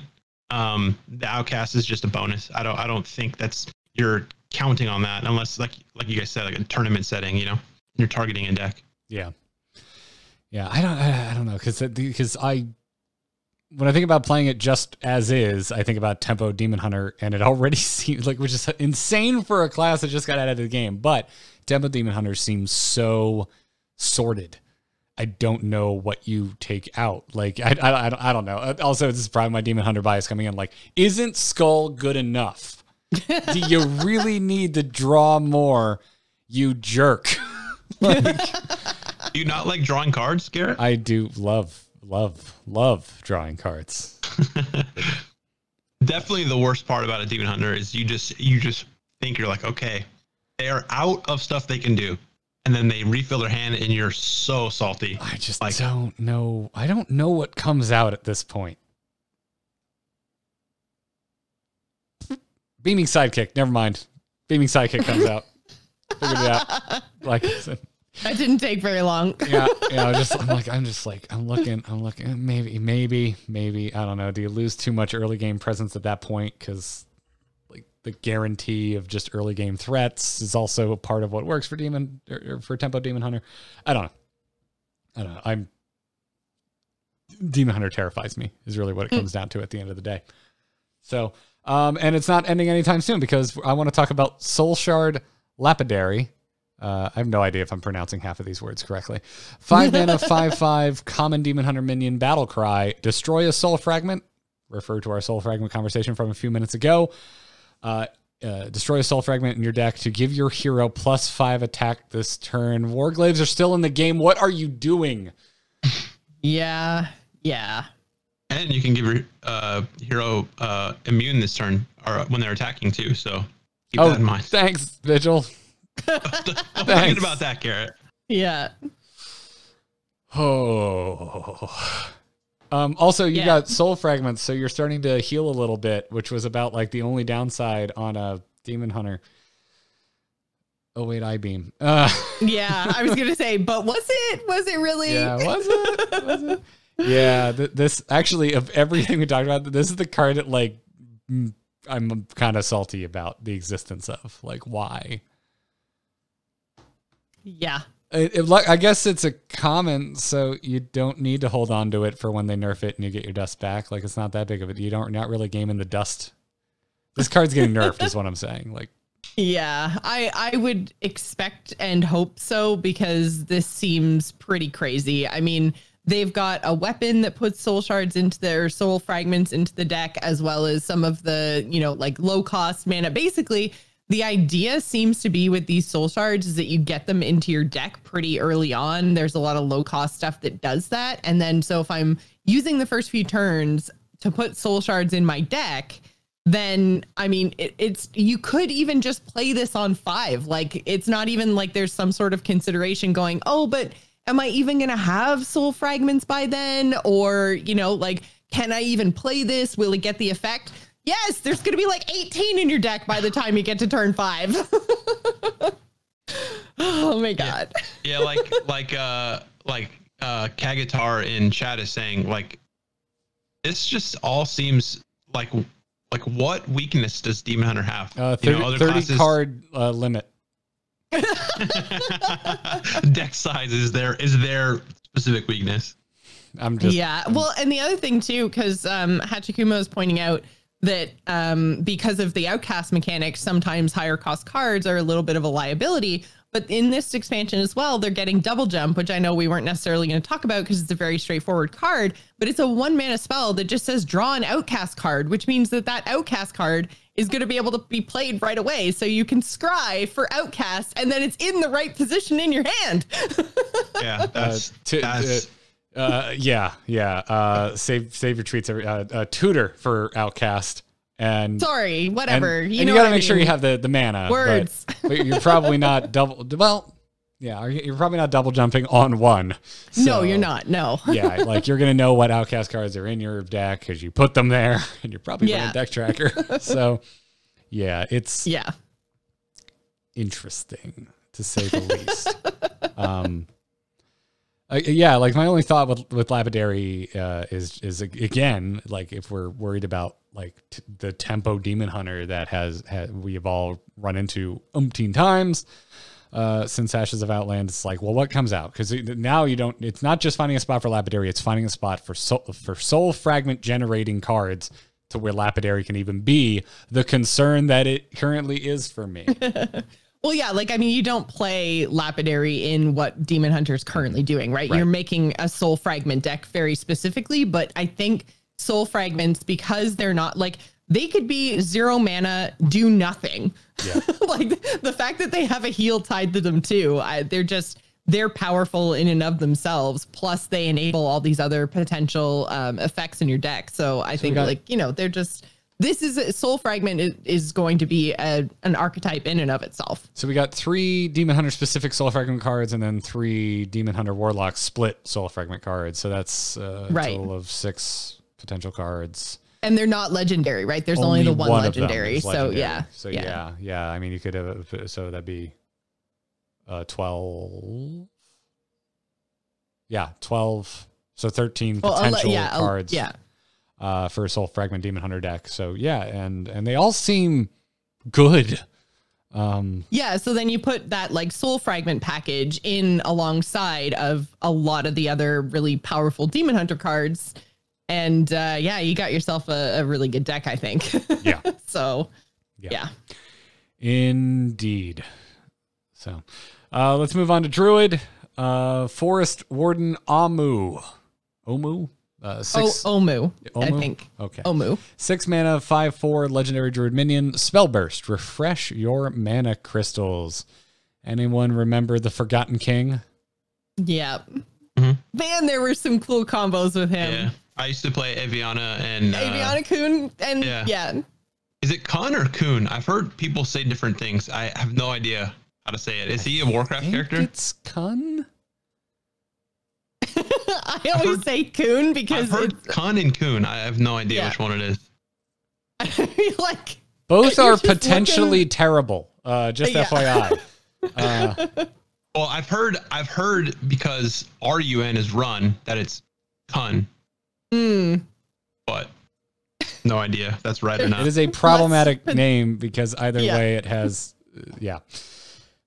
I'm just going to refer to him as Forgotten King. Yeah. Because if I'm not careful how I say it, I say a bad word. So, anyways, Omu, 6 mana, refresh your mana crystals. Druid's done it in the past. This is a powerful effect. Just full stop. Yeah. Yeah. It's pretty good. In a class that just got even more ways to ramp. Like, there's this... Yeah, this totally works. Omu is one of the ones that I figured I could say is like, this is just good, right? Okay, cool. Moving on. Well, and then like imagine you play Forest Warden and then you play like a 4 mana spell. Say you're at 10 mana crystals, which druids are on 10 mana crystals very quickly. Mm-hmm. So you play a 5/4, you play some 4 mana spell, and then you play Survival of the Fittest. Like, just wow. Yeah, Survival of the Fittest, a 10 mana epic druid spell that gives +4/+4 to all minions in your hand, deck, and battlefield.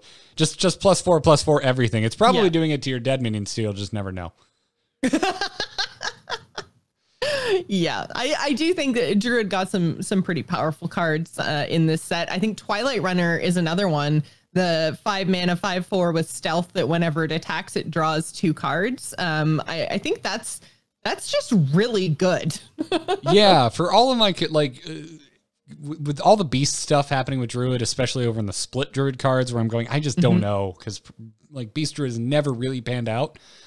Twilight Runner, like it's just good. Like it has a beast tag, but like as you said, a 5/4 for 5 that draws 2 cards when it's attack, and it has stealth, so it's most likely going to get 1 attack off. Mm-hmm. That's just a solid minion. Yeah. That happens to be a beast. Yeah, that card is just great with a beast tag, and I've definitely played. It's a long time, so there's power creep for sure. But I definitely played where the 5/5 Stranglethorn Tiger with stealth was played in like main decks. Like, and it didn't do anything else. Yeah, and it did nothing. It was a 5/5 beast. It just stealth. Yeah. So this is just great all around. Like, drawing 2 cards is awesome. Back in Vigil's day, we played Stranglethorn Tiger, and we were happy about it. Well, you know what I was thinking was Azure Drake. I was like, we played Azure Drake in Druid, and we were happy about it. Like, yeah, I have to wait another turn for my cards, but then I get 2 of them instead of just 1. I also get ancillary spell damage off of a guaranteed card draw, so I would probably still consider Azure Drake today in Standard. So... yeah, I'm still unsold on Beast in general, but what I do not need selling on is that Twilight Runner is a good freaking minion.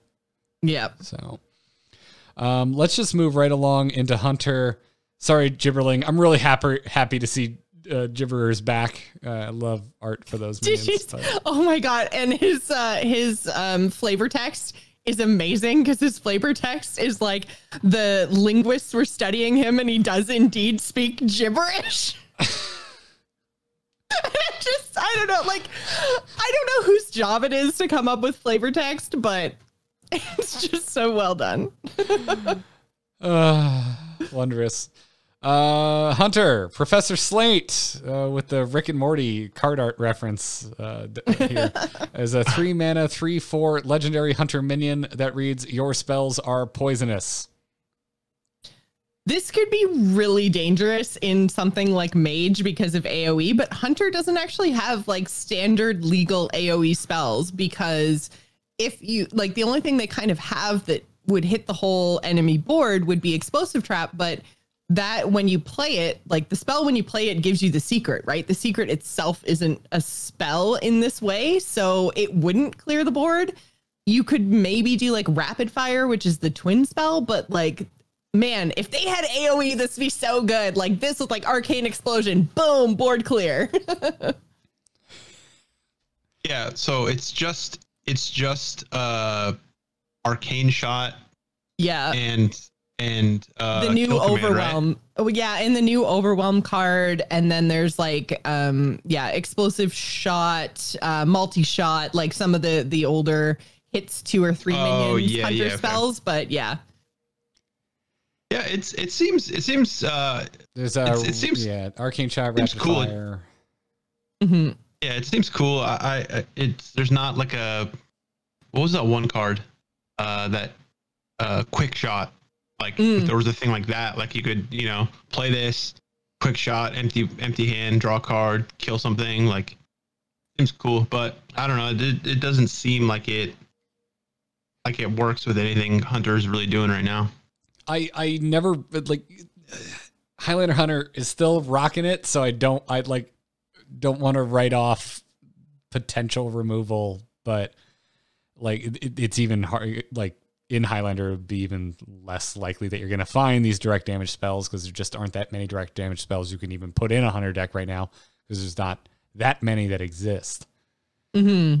So, I forgot about Corrosive Breath, which is surprising given my Dragon Hunter obsession, but yeah, I don't believe in Professor Slate, I guess. Yeah, it's a very cool effect, though. When I first read it, I was like, oh my God, that's so cool. And then I was like, oh, but are you really going to get a whole lot of value out of it? Like what spells are we playing that damage stuff? Like, yeah. I'm going to get weird with Arcane Fletcher is what I'm going to do. So that I'm drawing spells from my deck with Professor Slate. Yeah, that's Magical Christmas Land, everybody. Yeah. It's very specific. Although Beast takes off, then you're probably doing Scrap Shot. It's such an interesting effect. I want to try to make it work, but yeah. Anyways, kind of want to talk about a couple cards in unison here. Bloated Python and Carrion Studies. So Bloated Python is a 3-mana 1/2 rare hunter beast that has a death rattle that summons a 4/4 hapless handler. Just the flavor on this alone is amazing. But then Carrion Studies is a 1-mana common hunter spell that reads, discover a death rattle minion. Your next one costs 1 less, and the potential of discovering you don't even need to discover into Bloated Python. It makes it cheaper for Bloated Python, and then 9 lives is still in the game. So you have a nasty curve here. Mm-hmm. Yeah, I think it's kind of interesting. And I really like how these studies work too, because I just really like the idea of getting a thing, but then also discounting the next thing of that type that you do. So it's not discounting specifically the thing that you got from the discover, right? It's discounting the next spell or the next, in this case, death rattle. And that to me is really interesting because then if for some reason I totally whiff on my discover, I haven't actually lost the value of the study card, right? Because then assuming I'm playing something of that type in my deck, like in this case, death rattle, then it's just going to discount the one I put in my deck that is the good thing of that type, right? So it's going to potentially allow me to use that discount on my next spell or my next death rattle that is, something I wanted to play anyways for its full cost. So I really like how these studies are designed. Yeah, I think that's cool. Discovering a card and not the card specifically that you discover is cheaper. Like we've had that, in Hearthstone, all of Hearthstone, like discover a card, it costs 3 less or whatever. Yeah. Like you can play this, but then a death rattle minion costs 1 less. So like that's just a cool thing. Yeah, I think. Yeah, it is. It makes me excited for the potential of Death Rattle Hunter again, even though, I guess there's still a decent amount of death rattles. So I bet it's going to be really cool with like Play Dead and Wild and stuff. Like I think Wild is going to be crazy fun. Guys, is Hunter my new favorite class? Like there's so many options. A great class. There's so many if you want to just play one class in Hearthstone but never get bored, I think the answer is Hunter. Like there's just always like 7 competitively viable Hunter decks. So anyway, I think that's very cool. Like it's very like Carrion Studies on 1, Bloated Python on 2, 9 lives on 3. Like that's a perfect curve that you need to find, but sometimes you'll get there. But also I think the deck that plays those cards wouldn't mind casting 9 lives a little later in the game. So I like these are some very cool designs. And then there's Whopper Tinger. We need to talk about Whopper Tinger. It's a this art has to be cuter than the cub, right? Oh, 100%. Yeah, this is my favorite art of the set for sure. I absolutely love it. It's so adorable. It's fluffy, but it also has wings, and then it's got these like big adorable eyes, but also this like horrific like grin full of big pointy teeth. Like I love this card art so much. It's 100% my favorite, and I think it's because I really like that line between cute and horrific that this card's like the best of those two worlds. So yeah, I'm totally down for this card art. And yeah, like this is actually like the Wolpertingers are like from World of Warcraft. They're in like the Brewfest seasonal event, and you basically like drink so much that you go crazy and you can see these little invisible creatures. Like it's just there's so much awesome like lore around this creature as well that I love this. When I saw this on stream today, I was like, oh my god, yes. How can I have 30 of these in a deck? Yeah. Also, it is a 1-mana 1/1 common hunter beast with battle cry. Summon a copy of this. And this is cooler than Alley Cat because it works with hand buffs. Yeah. Also, can we just replace Alley Cat in Battlegrounds with this? Because I would just rather look at Wolpertingers for a while. I love the art. Yeah. Thanks. Please and thank you. Let's just keep it moving right into Mage. And we're going to start getting a little quicker here, folks.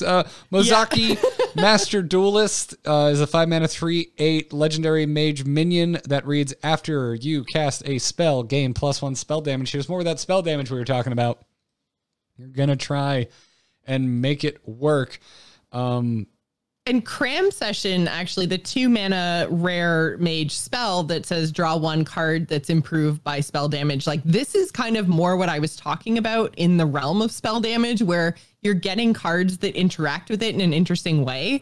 And I mean, like I don't think if you're making a spell damage mage deck that it's going to be that hard to basically like make this a 2 or 3 card draw for 2 mana. Like that's nuts. That's really good. Yeah, that's kind of the thing is like I see spell damage and I just immediately glaze over. There's no 2 words in Hearthstone that make me dismiss a card faster. But Mozaki has a lot of health. Like isn't a terrible minion for the cost, and you probably want to start comboing with Mozaki in the first place. So it's not terrible on curve, but you're probably not going out of your way to drop Mozaki on curve anyway. So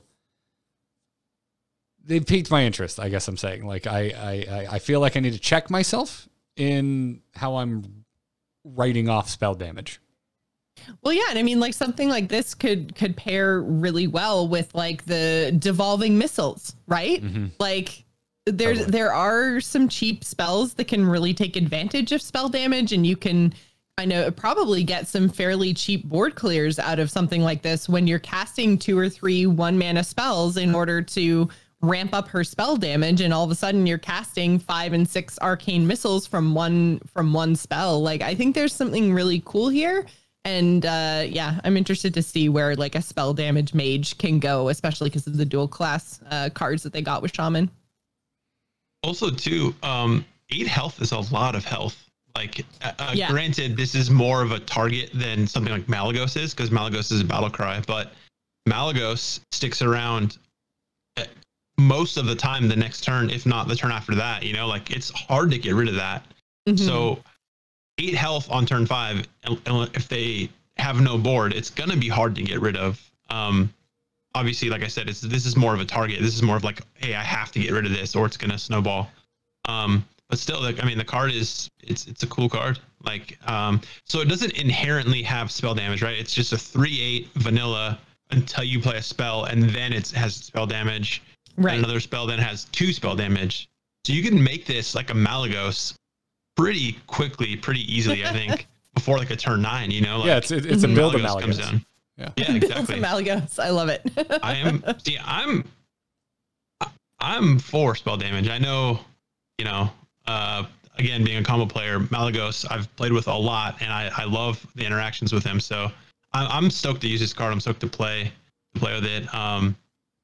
Well, I mean, we'll see if it's going to be good, because it's going to be hard to have these cheap spells to build up a spell damage, but then also have big spells to capitalize on that spell damage. So there's going to be like a weird medium there, but I'm again, someone's going to find a way to make it awesome. So yeah, there's something. It's got to be like you need a cheap spell that you don't care about the spell damage to begin with, but then like Cram Session plays it enhances the spell damage of Mozaki, but is also improved by the spell damage of whatever is currently on Mozaki. Like, there's some cool stuff here.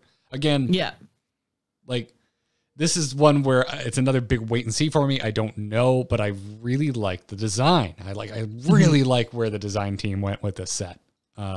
Maybe Demon Hunter aside, because I'm just a little, again, very scared about that. But and it extends even the Firebrand, which I just wanted to mention because Flamewaker was such a staple when it was standard legal. So Firebrand is a 3-mana 3/4. Common for Mage that has Spell Burst, deal 4 damage randomly split among enemy minions. And I cannot remember the monster type that this is, but it's the same thing that Flamewaker was in Warcraft.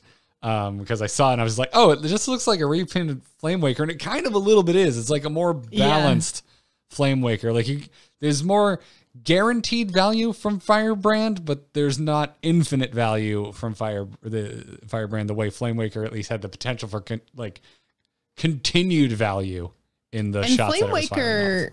Went face, right? Potentially, whereas this very specifically is just minions. So yeah. It's very, very balanced, I think. Yeah, but still and especially again with Spell Burst, you can have these kind of really powerful effects because they're balanced around the fact that they only happen once, right?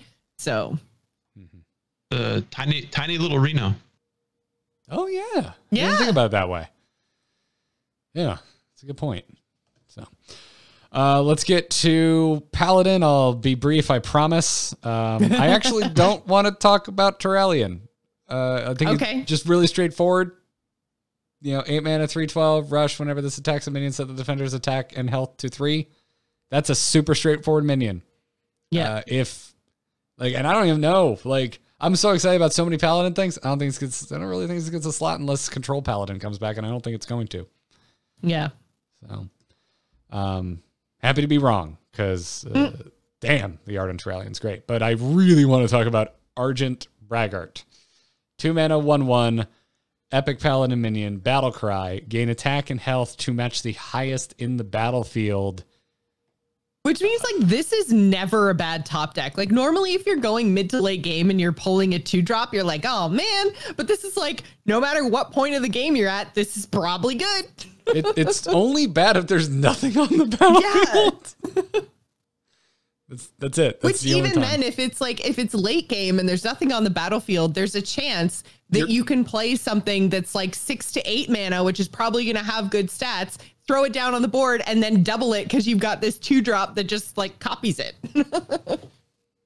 This just seems really good. Well, how much is what's her name? Liadrin? Is she 8? Liadrin, yeah. I think so. So you can play Liadrin. She returns it to your hand. I'm thinking of the other one. What's the other one? Vanessa. That's never mind. Sorry. Okay. I'm getting confused. But like, I'm not sure where you're going with this. Yeah, no. I thought it was recast all the spells that got cast, but it's returned in your hand. But either way, like you said, this is a great card. You're like, oh man, I'm staring down this, 6/6. It's like, well, here's my 6/6 for 2 mana, and I kill your 6/6. Now I'm the one with the 6/6. Yeah. So, seems good. Yep. And with your permission, because I think Blessing of Authority and Judicious Junior are very straightforward, I'd like to move on to Priest. Yep, go. Cool. Mind Render Elucia.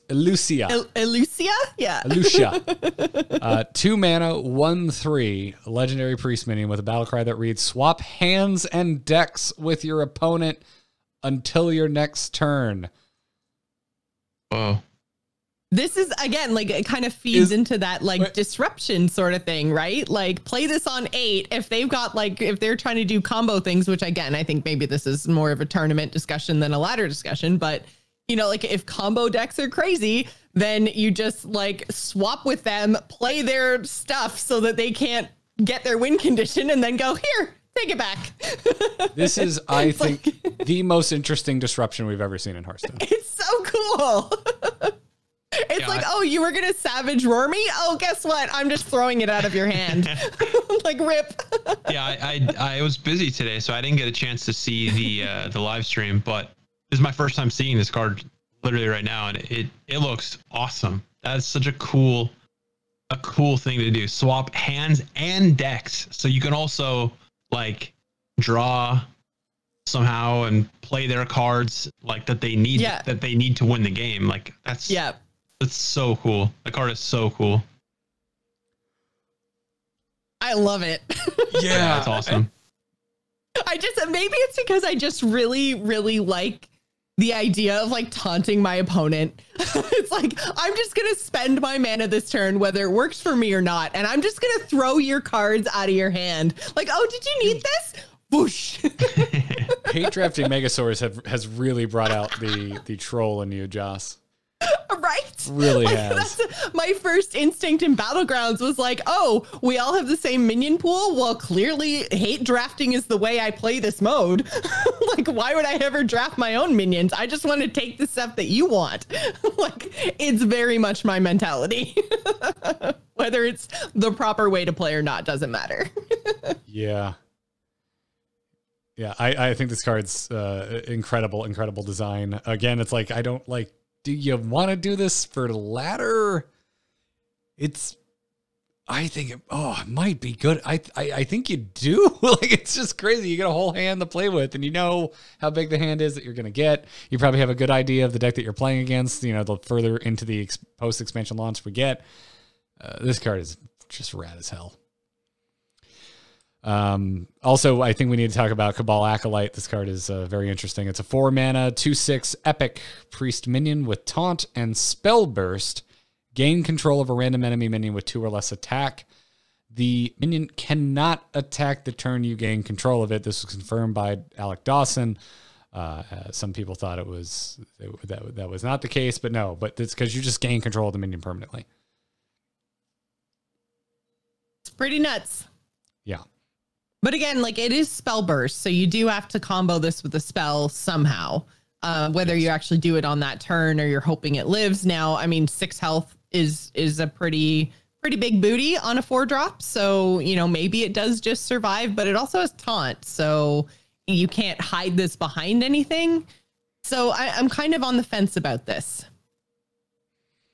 Yeah, I thought it was more interesting just because of the clarification. The reveal video showed the minion attacking, and then Alec Dawson clarified that the minion must have had rush granted to it by some other source that wasn't visible in said video.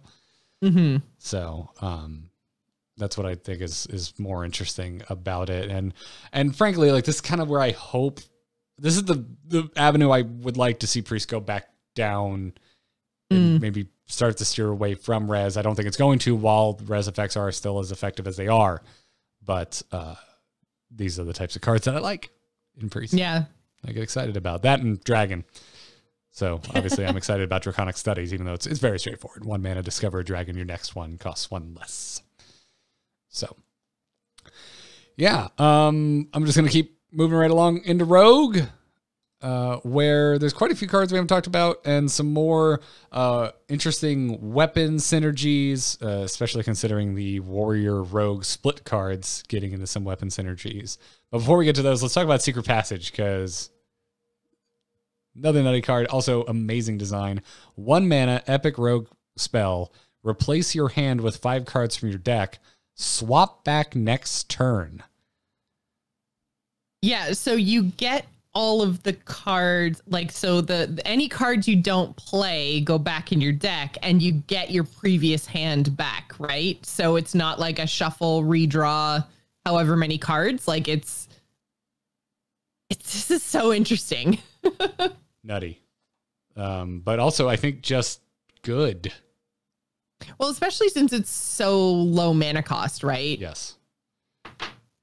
it lets you do a lot stuff. Yeah, you can't alongside it, guarantee potentially. that it's a combo trigger because you're going to cast Because you're this thing in your swapping. Yeah, hand, you're getting but- 5. Yeah. Yeah. What's more important is because of the fact the impermanent effect that it is granting you, it needs to be low cost. Otherwise, it's not a spell Yeah. we'd really be interested in playing. But I just think I just never had thought of a card like this in Hearthstone. And now that I'm looking at it, I'm like, oh yeah, here's something you really can only do in a digital card game. Good luck trying to pull an effect off like this in a physical one. I wouldn't want to wait for my opponent to retrieve their original hand from their deck and then reshuffle. And at the same time, like when I first read it, I'm like, oh, it seems kind of memey, but I'm like, no, like we played the crap out of Myra's. Myra's was great. And this isn't as like all in as Myra's was. So Yeah, it's not like destroy the rest of everything except your old hand and these 5 cards. yeah. Yeah, this is pretty cool. Yeah, it's definitely a cool effect, and it's got to be an A+ for name and what it does. Like when you think of what a Sacred Passage does, you think of this. There's like, okay, I'm getting these cards I'm not supposed to have, and then I get my hand back, and then you're just like you're back to it. I don't know. This is so cool. They did a great job with this card. Yeah. Yeah. Then there's the Self-Sharpening Sword, 3 mana, 1 attack, 4 durability, rare rogue weapon, which now that weapons have a class-specific border is the only one that looks like a non-class-specific border just because of the color of Rogue's border. But what's more importantly is it reads your hero, after your hero attacks, gain plus 1 attack. So tie this in to the weapon synergy that we saw in the Warrior Rogue split cards. You have something extra to play with. But this is a really good card because it's like it's a 1/4, then a 2/3, then a 3/2, then a 4/1, right? Yep. Assuming there's no other buffs to it. Yeah. Yeah, assuming you don't buff that durability at all. Like that's it's crazy. Is very freaking cool, and you have like Dr. Krastanov in the split class cards to play with, and cutting class gets better as this wears down in durability but gains attack. Like this, I see what you're doing because it's obvious. And then the other the other rogue card I really want to talk about is Plagiarize. They're getting 1 more secret. It's a 2 attack common rogue secret. At the end of your opponent's turn, add copies of the cards they played to your hand. This is so crazy. This is the perfect secret. It's perfect from a flavor perspective, considering we're at a school for this expansion. It's so roguey. It's a really powerful card. Like, I mean, how do you play around this? Just like not play cards, but you have to play cards eventually. So do you play one big thing? Do you play a bunch of little things? Like it's at the end of their turns. Like everything you do, the rogue gets a copy of. Like, yeah, the play is to use, I guess, the most, because like in most games you're gonna lose if you're just like, well, I'll just play my 1-drop on turn 7 and pass. Exactly. Like, so it's so disrupt. Like speaking of disruption, like this is so disruptive, and Secret Rogue was already doing well, and you find space for 2 of these. Like, yeah. Yeah, I mean, how do you play around this? You can't. You're like, if you whittle down like the other secrets, you're like, okay, I know it's plagiarized. You're like, am I just supposed to just not do anything? Like, what am I supposed to do? And you've probably, if you're whittling down and trying to figure out what secret it is, you've probably already done stuff, and then you're like, oh crap, I've done stuff. Yeah. Do I just not do any more stuff? Yeah, this card is awesome. This card is so awesome. Yep, it's very good. Just legit, this is going to see play. Yeah. Without a doubt. Shaman. Instructor Fireheart. 3 mana, 3/3, legendary. Shaman minion. Battlecry. Discover a spell that costs 1 or more. If you play it this turn, repeat this effect. This is neato. That is cool. That is a cool card. I still, like, I think I'm just toteming day 1, and I don't think this goes in my totem deck, but this is a very cool legendary. All right, that's enough. Totem Goliath is next. 5 mana, 4/5, epic, shaman, totem, death rattle, summon all 4 basic totems, overload 2. I've seen some back and forth on this one. I am thoroughly in the pro column on this because me too, because it has the totem tag. I think if it wasn't a totem itself, then maybe not as much. But I think because it has the totem tag itself, then it becomes part of the totem shaman conversation, right? And a 4/5 for 5 with overload, like that's expensive, but I think that then because it gains from all of the other totem stuff that you're doing, I think that's why it's worthy of putting in that deck. So it's a giant totem made out of totems. Yes. It's pretty cool. Yeah, the overload too is a lot, but I mean you're getting all 4 totems for sure. Yeah. What actually happens? I have no idea. I've never done this. What happens if you have all 4 totems on board and then you hero power? Does anything happen? Or can you just not hero power? I don't think you can hero power when all 4 totems are on board. I don't remember. Okay. I don't think I feel like this is a question that was asked very early on the Angry Chicken, and I honestly do not remember the answer to that. I'm pretty sure you just can't hero power. I'm sure chat room knows. But yeah, I think that this card's really cool. I like this card. Yeah, it really just, to me, I like some people think it's weak, some people less. Like, to me, it just comes down to like one of the biggest weaknesses of Totem Shaman is losing board, like entirely, like full on board clears. How do they get back? Here you go. Yeah, here's a way. So I really like this card. And yeah, there's other shaman cards I'm somewhat interested in, like Tidal Wave is bringing back, I think, some much needed healing to shaman, but it's very straightforward. 8 mana to do 3 damage to all minions, but lifesteal on top of that. We've seen cards like this in shaman before. Shaman has found a way to make it work. And so that's why I'm kind of tabling talking about shaman cards like that right now. Mm-hmm. Warlock, again, some really awesome cards here that I'm really stoked about, and I'm jealous I didn't get to talk about Boneweb Egg last week because y'all know how much I love eggs. But I also think the art on that card is so creepy, man. Yeah, I think they're fairly straightforward. Like the legendary Archwitch Willow summoning a random demon from your hand and deck. Super awesome effect. Have no idea if a Warlock deck will exist that's like going to that makes use of this. That. Yeah, it's going to be big Warlock. Well, that hasn't really been a thing for quite a while. This seems like a wild card to me. Yeah. No, not a wild card, a card that you play in wild. I know what you meant. meant. That's what I meant. We get you. Okay. Yeah, I don't see a standard way to make this work, but I don't know. I'm no deck builder again. I don't know. Yeah.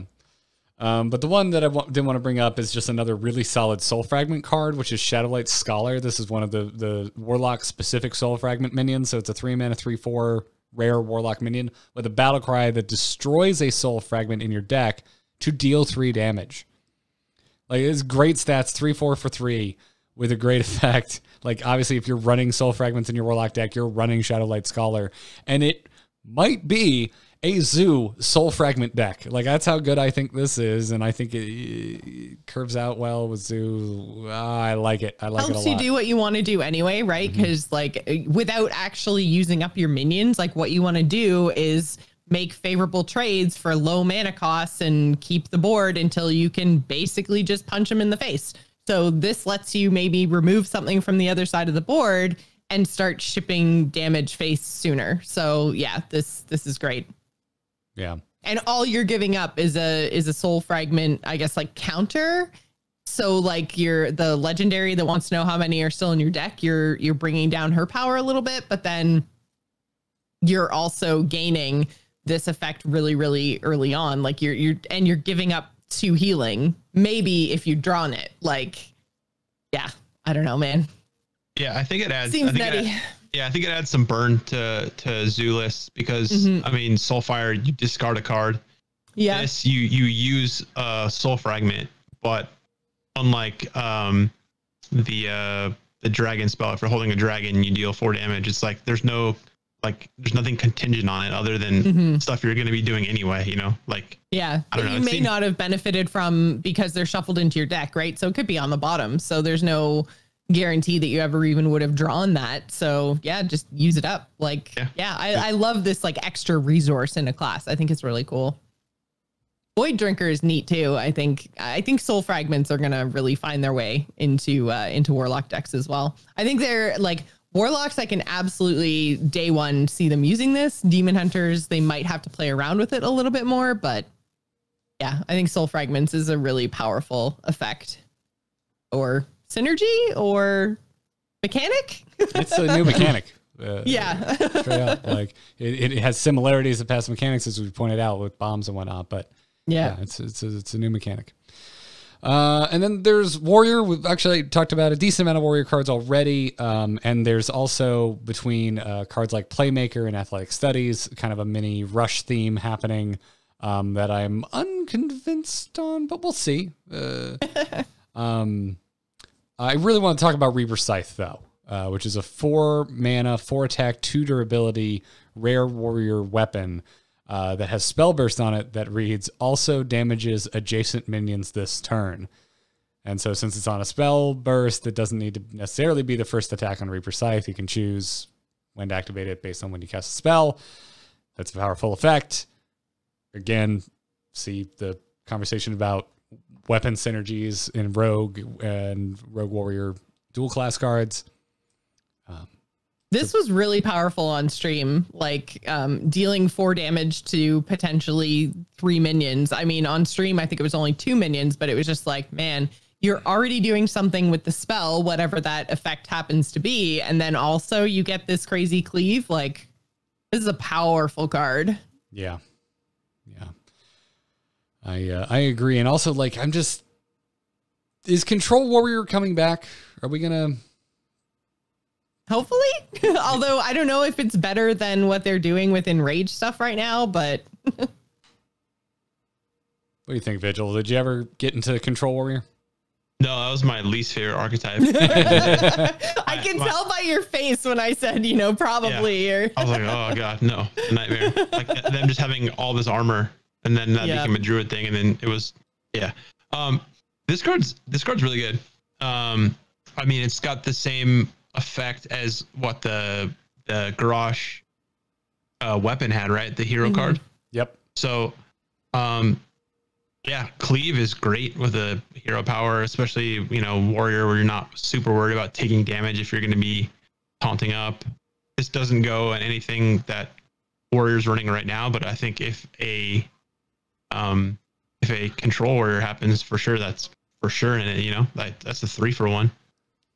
Yeah. Yep. Well, then let's talk about some key neutrals before we wrap up the episode. There's just no way we were getting on this episode without talking about Sphere of Sapience. It's a 1 mana, 0 attack, 4 durability neutral legendary weapon that reads, at the start of your turn, look at your top card. You can put it on the bottom and lose 1 durability. I wrote this in the notes. Behold, everyone, my favorite card in the history of Hearthstone. How many I love that it's neutral. How many times on this show have I mentioned Scry? Yep. That's why I had Scry in my head earlier when what I meant was tutor, but Scry is this card is why I had that term in my head. Josh, you don't play Magic. You don't need to know all the Magic terms. Okay, I always feel bad when I mess up Magic terms. No, you're fine. Tutors look for a specific card, and Scry is look at the top card, bottom it, or draw it. Or possibly more than one of the top cards. Is going to be Scry and then a number for how many numbers to look at. I love it. I love drawing cards. What I love even better is customizing what cards I'm about to draw. It just makes me so happy in card games. Sightless Watcher in Demon Hunter kind of gave a Scry in a way, but this is like legitimately Scry on a neutral freaking weapon. And Alec Dawson also talked about the UI element. For this, you're going to see 2 options pop up, the card you're going to draw, and then a token card that says draw a different card. And so if you select that, you will not see the card you were going to draw. If you do click on the card you were going to draw, it'll stay there on the top of your deck. So I think that's some great like interface design due to the way that Hearthstone functions. I really like that. I'm going to just blindly put this in every deck on day one and just see how it goes. And if you draw the card, if you want to draw the card that it shows you don't lose durability, right? Correct. You can put it on the bottom and lose 1 durability. Yes, that's the way I understand. It only loses durability if you choose to put the card to use it, basically. Yeah. Do you think oozes make a comeback? Because I know people were playing oozes in a lot of decks when Demon Hunter was really, really popular. Oh, dude, I think there's always a chance. Yeah, I was running ooze for like a month after Ashes of Battleland. Yeah, same. Although I was running it in a Demon Hunter deck. Yeah, but plus with not only Demon Hunters and their weapons and stuff, but with Rogue and Warrior and their kind of dual class stuff, focusing specifically on weapons, I think that there's really, really good chance that some sort of like weapon hate will make its way back into the meta for sure, especially since this is neutral and anyone can use it and it's such a powerful effect. I think a lot of people are going to try to make use of the sphere, and if that's the case, people are going to want to shut that off. So yeah, I can definitely see this happening. It's also for those non-Magic players out there, it's worth, I think, pointing out that you are looking at a card and putting it on the bottom of your deck. So if you do make the choice to put it on the bottom of your deck, unless you're playing something that is going to draw all the way through your deck, you're basically not going to see that card anymore. Like, it technically still is there, so you could draw it in another way if you have some targeted draw or something, but it is then going on the bottom. It's not just getting shuffled in anywhere. So I think that's for those of us that aren't necessarily familiar with the way cards like this work in other games. It's something to very much keep track of. And it's also good because then you know exactly where that card is. You know exactly what is on the bottom of your deck. And so that can, maybe help you later on in the game to know, like, with the chances of drawing different cards and stuff, like all of that's going to change. It's not just going to be straight up percentages anymore. So there's a lot of implications of this mechanic that if you are just a straight up Hearthstone player like me, you may not kind of realize like what this means, because we're used to just like shuffling stuff. But I think like bottom of your deck is very important. Yeah, that's a note that I didn't even think about. That, and I play Magic, and I play it all the time. So that distinction is very, very good. Like, knowing that it's on the bottom, you're not going to draw it.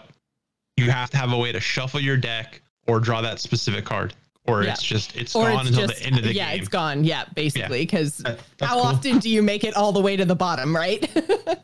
True. Depends on the deck, but yeah. Yeah. Or the matchup, Priest. So, yeah. I love it. I just love it. I'm gonna put in every deck blindly. And yeah, I think Ooze is very much back on the menu. So, Vectis is up next and continuing to make me excited for the potential of Death Rattle Hunter and also other Death Rattle decks, because Vectis is indeed neutral. Vectis is a 5-mana 4/4 legendary neutral minion with a battle cry that summons 2 1/1 whelps. Each gains a Death Rattle from your minions that died this game. So you don't get to choose what those Death Rattles are, but the first time I read this, I thought it said they gain the Death Rattles from your minions that died this game. As in, if you had like 4 Death Rattle minions that had died, each of these 1/1s would get 4 Death Rattles. I was like, what is this insanity? No. But no, they gain a Death Rattle, not the Death Rattles. Very important distinction. Very, very important. Apparently, I'm just bonkers. Yes. Yeah. I think this is cool. I think could lead to new Death Rattle stuff. And seems moderately powerful, but it's on a 5-mana card. So if you're playing this on curve, you're going to know full well what Death Rattles might fall on these whelps. Yeah, exactly. Lore Keeper Pole Kilt? Pole Kilt? Yeah. But I just keep saying Poke It in my head. Cool. I like it. Well, Poke It is a 4-mana 4/5 legendary neutral minion with a battle cry that says reorder your deck from highest cost card to the lowest cost card. You're just throwing memes at us. Just absolutely throwing me jealous. Yeah. But still interesting because again, deck manipulation and, you know, knowing exactly what you're going to get next turn. This is interesting. There's a lot of like weird deck manipulation stuff in this expansion that I like. Yeah, I don't think you ever play this on turn 4 because then you're gonna draw. Your next card is gonna be a 10-drop, 9-drop, whatever. Like it's. But I think you hang on to it maybe until you have 8, 9, 10 mana, and then you play it because then you're gonna get all your good big stuff, right? And not your crappy little 1-drops and stuff. I hate to keep going back to this, but like I said, I've been playing nothing but Quest Warlock in Standard. So it would be cool to be like, all right, I play this. I know Malagos is my next card. I hit the hero power. I get a free Malagos. That to me seems very cool. Yeah. You know, that's another it's another high roll dream scenario, but that's cool to know that that's what it's going to be. So yeah, what you do is you need to look at your deck and it's like, well, what if you already drew Malagos? Is it still good? Is it still worth running this card? The answer may be yes. I think ramp Druid immediately because I'm just like, well, then really whatever I start drawing is awesome because I don't deploy this until I have enough mana to make use of that reordering. Mm-hmm. Or like if you're something on the more aggressive side or tempo side, like Hachikumo is saying, like what if you top out at the, you know, 6-ish, 5 or 6 mana slot, then you could just play this on curve and get your like next best thing and then, you know, kind of go down from there. And this could be like the game ending power swing sort of turn potentially, if that's the way your deck is built. Like, I don't know. There's some potential for some shenanigans here. I don't know. This is an interesting card. Yeah. I'm not sure if it'll work in practice, but it's an interesting card, I think. Well, yeah, there's a lot of cool new mechanics and new cool things in this expansion that I feel like a lot of other expansions, you're like, oh, okay, this is neat. Or, okay, this is kind of expected with the name of the stuff and da-da-da. But like every time I see a card, I'm like, this is crazy. Like how has this not been a thing yet? This is like I can't think of that. There's so many cool things. And I think this card is definitely a cool card. Again, it's very, very specific to what deck this goes in. Yeah. But it's very cool and I think it has potential to be very, very abused. So you need to look out for this card for sure. I'm fairly certain this was an off-air comment by me. I was talking to like a friend that I don't podcast with about Hearthstone. They were like, well, what do you hope for the next set? And I was just like, I just hope to God it's not like 45 new Discover cards. Cause like Hearthstone was a little samey there for a while. Like, and it kind of felt like, oh, we're just going to find new ways to make Discover work for us. And we're going to have battle cries and death rattles. And we're not going to really push the envelope here. And even a little bit with Ashes of Outland, to me, it felt like a little bit, a lot of the effort went into Demon Hunter. And everyone else was kind of generic. Speaking broadly here, speaking broad strokes here. I'm not trying to be reductive. But this set looks absolutely insane. I'm fairly certain I may be factually wrong and someone can fact check me and I can't do this easily, but I'm fairly certain this episode's going to be longer than the last one we did where we didn't cover every card, but we needed to get through a big dump all at once. And it's just because I just didn't know what to leave out. It was very hard. And we did skip a lot of cards, but we didn't skip as many. It was hard to make those choices. Yeah, we didn't skip as many as I would have liked to as a content creator who also like needs to eat eventually. So like, yeah, I think this is one of the craziest, if not the craziest set I think we've ever seen during reveal season. We'll see how it actually shakes out in practice, but trying to wrap my head around a lot of these card effects is bonkers. And speaking of which, we still haven't talked about Keymaster Alabaster, 7 mana, 6/8, legendary neutral minion. Whenever your opponent draws a card, add a copy to your hand that costs 1. A copy. That's crazy. So not like a 1 mana 1/1 version of a minion or whatever. You just get a 1 mana copy or a 1 mana flame strike or a 1 mana. Yeah. That's crazy, dude. It's nutty. Yeah. I and at the same time, probably too slow for standard. Maybe.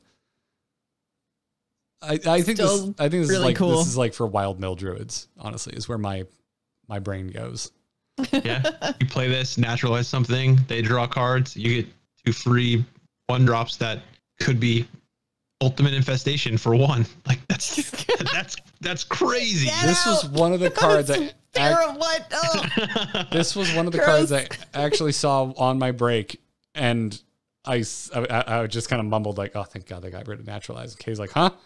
I'm like, "Oh, long story short, here you go," and explain the whole balance change to her.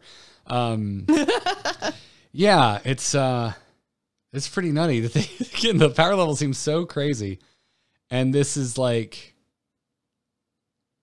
At least it's neutral, so anyone can do it. right. Well, that's the thing. Like, and I don't know how you really like. You're guaranteed to get 1, right? Because you play a past turn, they're going to draw a card. Yeah. You're going to get a copy. But like the chance to like really abuse it for a lot of. What if you see your opponent play Lorekeeper Poke It, and then you're like, I see your Lorekeeper, and I raise you a Keymaster. Yeah. Then you get their most expensive card for 1. Like discounting glide is like the first thing that comes to my mind because we talked about it today. But I don't think I don't think a lot of classes have a way in standard to abuse Keymaster Alabaster. So I like That name, Keymaster Alabaster. It So seems fun. crazy, but I don't think it's actually as crazy as we may think. Yeah. My mind is just going wild right now. There's so many crazy things. Like the fact that you get a 1 mana copy of the card Yeah. is crazy. Like you could get so many crazy things that should not be 1 mana. Yeah. You You should not exist. Yeah, this is gonna have some crazy stuff. There's gonna be. I have a feeling there's going to be a tournament, right, where someone's going to win off of a crazy Keymaster play, 100%. Yeah, there's gonna be a few crazy game stories in your guys' without a Discord with Discord. yeah. Now for that I sure. can get on board with. Like I just there's something about this I'm trepidatious on. I don't know if it's going to be consistent enough to for a lot of decks. I mean, it needs to be consistent. All it needs to be is consistent enough for 1 deck because it's neutral. But I just feel like okay, so 6/8 isn't terrible, right? And you're always guaranteed to get 1 card for 1 mana, right? And then if I'm thinking about it's guaranteeing me 1 card from my opponent's deck, which means it's made their 30 card cut. It's probably the vast majority of the time that 1 mana is going to be a discount, right? You're either going to get it for the same cost if you get really unlucky and it's a 1-drop, or it's going to be some sort of discount on what they thought was already a good card because they put it in their deck. Like, this has to be good, right? It's a 6/8. So that's kind of the enthusiasm that I'm pushing away against because I saw so many people go like, that just goes in everything. I'm like, no, it doesn't. Like, yes, there's snowball potential, but snowball potential, like think about the other cards. Well, don't put this in an aggro deck. Like, it's still a That's not what I'm 7-mana saying. minion. That's not what I'm saying. Like, think about the cards that we were excited about earlier, talking about snowball potential. Think back, I know it was 3 hours ago, but think back to Ace Hunter Kreen.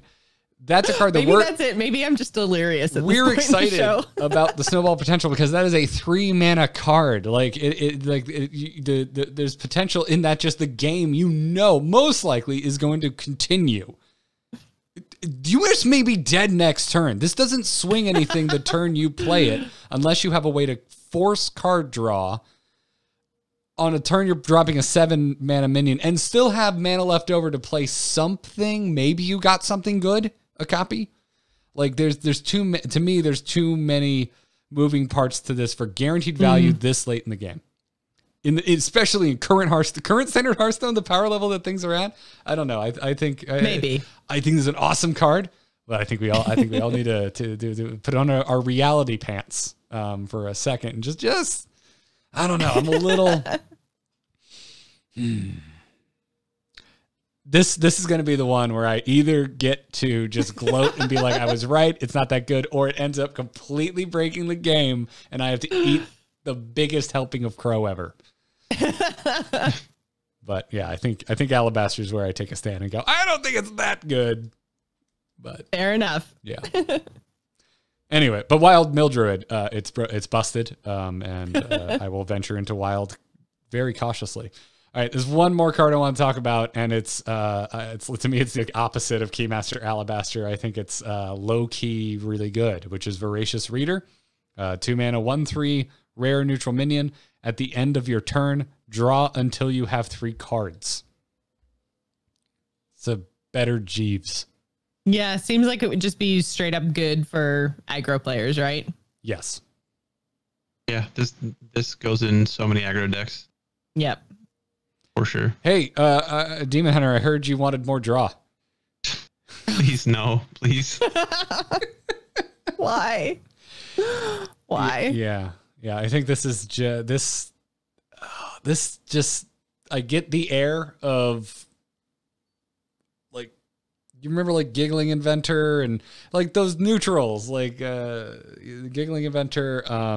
What else am I thinking of? Sniff Snap, like these types of cards that just see inclusions in a lot of different types of decks.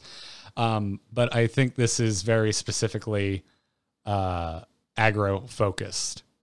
And so probably won't be as ubiquitous, but I think it's going to be ubiquitous within a play style. Within an archetype, yeah. Yeah. So that's what I wanted to end on. Yeah. And there's a lot still that we haven't talked about. There's a lot of really cool cards. If you guys have missed any of them, do go and try to see what's coming out in the set, because it is probably the most interesting set that we've ever seen come out of Hearthstone. There's a lot of new effects across a lot of different cards. There's some really cool neutral stuff, which normally when we're talking about neutral, like when we're doing set reviews and stuff, half the time we skip most of the neutrals because they're just not really all that inventive. But there's some really, really cool, really interesting stuff happening in the set. So I really encourage you guys to go and check it out, and then hit us up in the Discord if you want to have some discussions with Garrett and I when we haven't had a 2.5+ hour podcast. Go and have some of those discussions with us over in the Discord, because there's a lot going on in Scholomance Academy. Scholomance. I can never remember. Scholomance. All right, there we go. Essay. Yeah, definite shout out to Blizzard. Like this expansion seems like it has the most ideas and the most like different directions. Diversity, yeah. On day one, there's going to be so many options, whereas like a lot of expansions in the past feel like they're very like they nudge you very into a direction, and that's how it is. And there just seems like many different decks for many different archetypes for every class. Every class seems definitely playable and definitely fun on day one. What happens when the meta settles is, that's down the line, but the first couple days is going to be really fun and really crazy. Yeah, I agree. And thanks for hanging out with us for such a long show, Vigil. By the way, you're also in a Discord, so people can get your thoughts on things as well. That's true. So speaking of our patrons, want to thank you one more time for your support over at patreon.com/TAC. If you like what we're doing here at The Angry Chicken and you want to support us, that is the best way to do so. And if you so go check it out, patreon.com/TAC. And huge thanks to our producers, Declan H and Cheesy Bob. You want to be a producer, you want us to thank you on every single episode, go check out the Patreon. Other than that, everything's over either at amove.tv or youtube.com/amovetv if you want to catch up on back episodes. We also have youtube.com/amove2, numerical number 2. It has the full-length uncut VODs. And you can typically catch us on Wednesdays at 5:30 p.m. Eastern Time on twitch.tv/amovetv if you want to catch us live and join the chat room. Vigil, before we go, where can folks find you possibly playing some Hearthstone? Yeah, I actually literally just turned on my stream right now. I have a second PC for streaming, so lucky to be able to turn it on. But I stream a couple times a week at Vigil SC. It's my last name, Vigil SC. I'm going live right now after this, after I get off here. And Blizzard has given me codes for the new expansion to give away. It comes with 55 packs, the Kel'Thuzad card back, and one random Golden Legendary. I have one more code left. I'm going to be giving away on stream. So if you guys are done here, come hang out. Make sure to join the Angry Chicken giveaway as well. You get a double chance to win. That's cool. So Vigil SC on Twitch. I'll be there right now. Sweet. Everyone go check it out. Joce, what about you? You can find me on Twitter and Twitch. I'm at Joce Plays. That's JOCE Plays. I'll see you there. I'm Garrett Art on Twitter. Everything else is at amove.tv. All the shows are back this week, folks, doing Into the Nexus tomorrow. And apparently we moved the instance to Friday, I think, because Patrick was gone. So I'll be doing the instance with Scott on Friday. And then WoW Killer returns next month. We basically took July off because we found out too late that we had terrible schedules for each other. So anyways, amove.tv. Go check it out. All the shows are back. I'm glad to be back. Good to see you all. Until next time. Job's done. Job's done. Job's done. Alrighty. Well, I naively thought that was going to go a little shorter than it did. So seriously, yeah, holy hell! Thank you so much for the for sticking around through all that. Yeah, thanks for having me, guys. It's cool. I know it was very last minute, and I had a bunch of stuff I had to do today, Garrett. So that's why I was like, can I let you know, like later, like photo finish, like it's gonna work out or not? Totally fine. We were just prepping the show, and I was just like, "It'd be a fun day to have Vigil on. You want to see if he's available last minute?" And so we're glad you were free, and thanks for coming on. Yeah, literally my response was like 10 yeses, all caps. Yeah, I was pretty fortunate in the fact that I was going to be streaming later tonight anyway. I'm doing the last giveaway right now, so I was like, it kind of works out perfect. Like, talking about Hearthstone, streaming into Hearthstone works out good for me. So thanks for having me, guys. Well, awesome.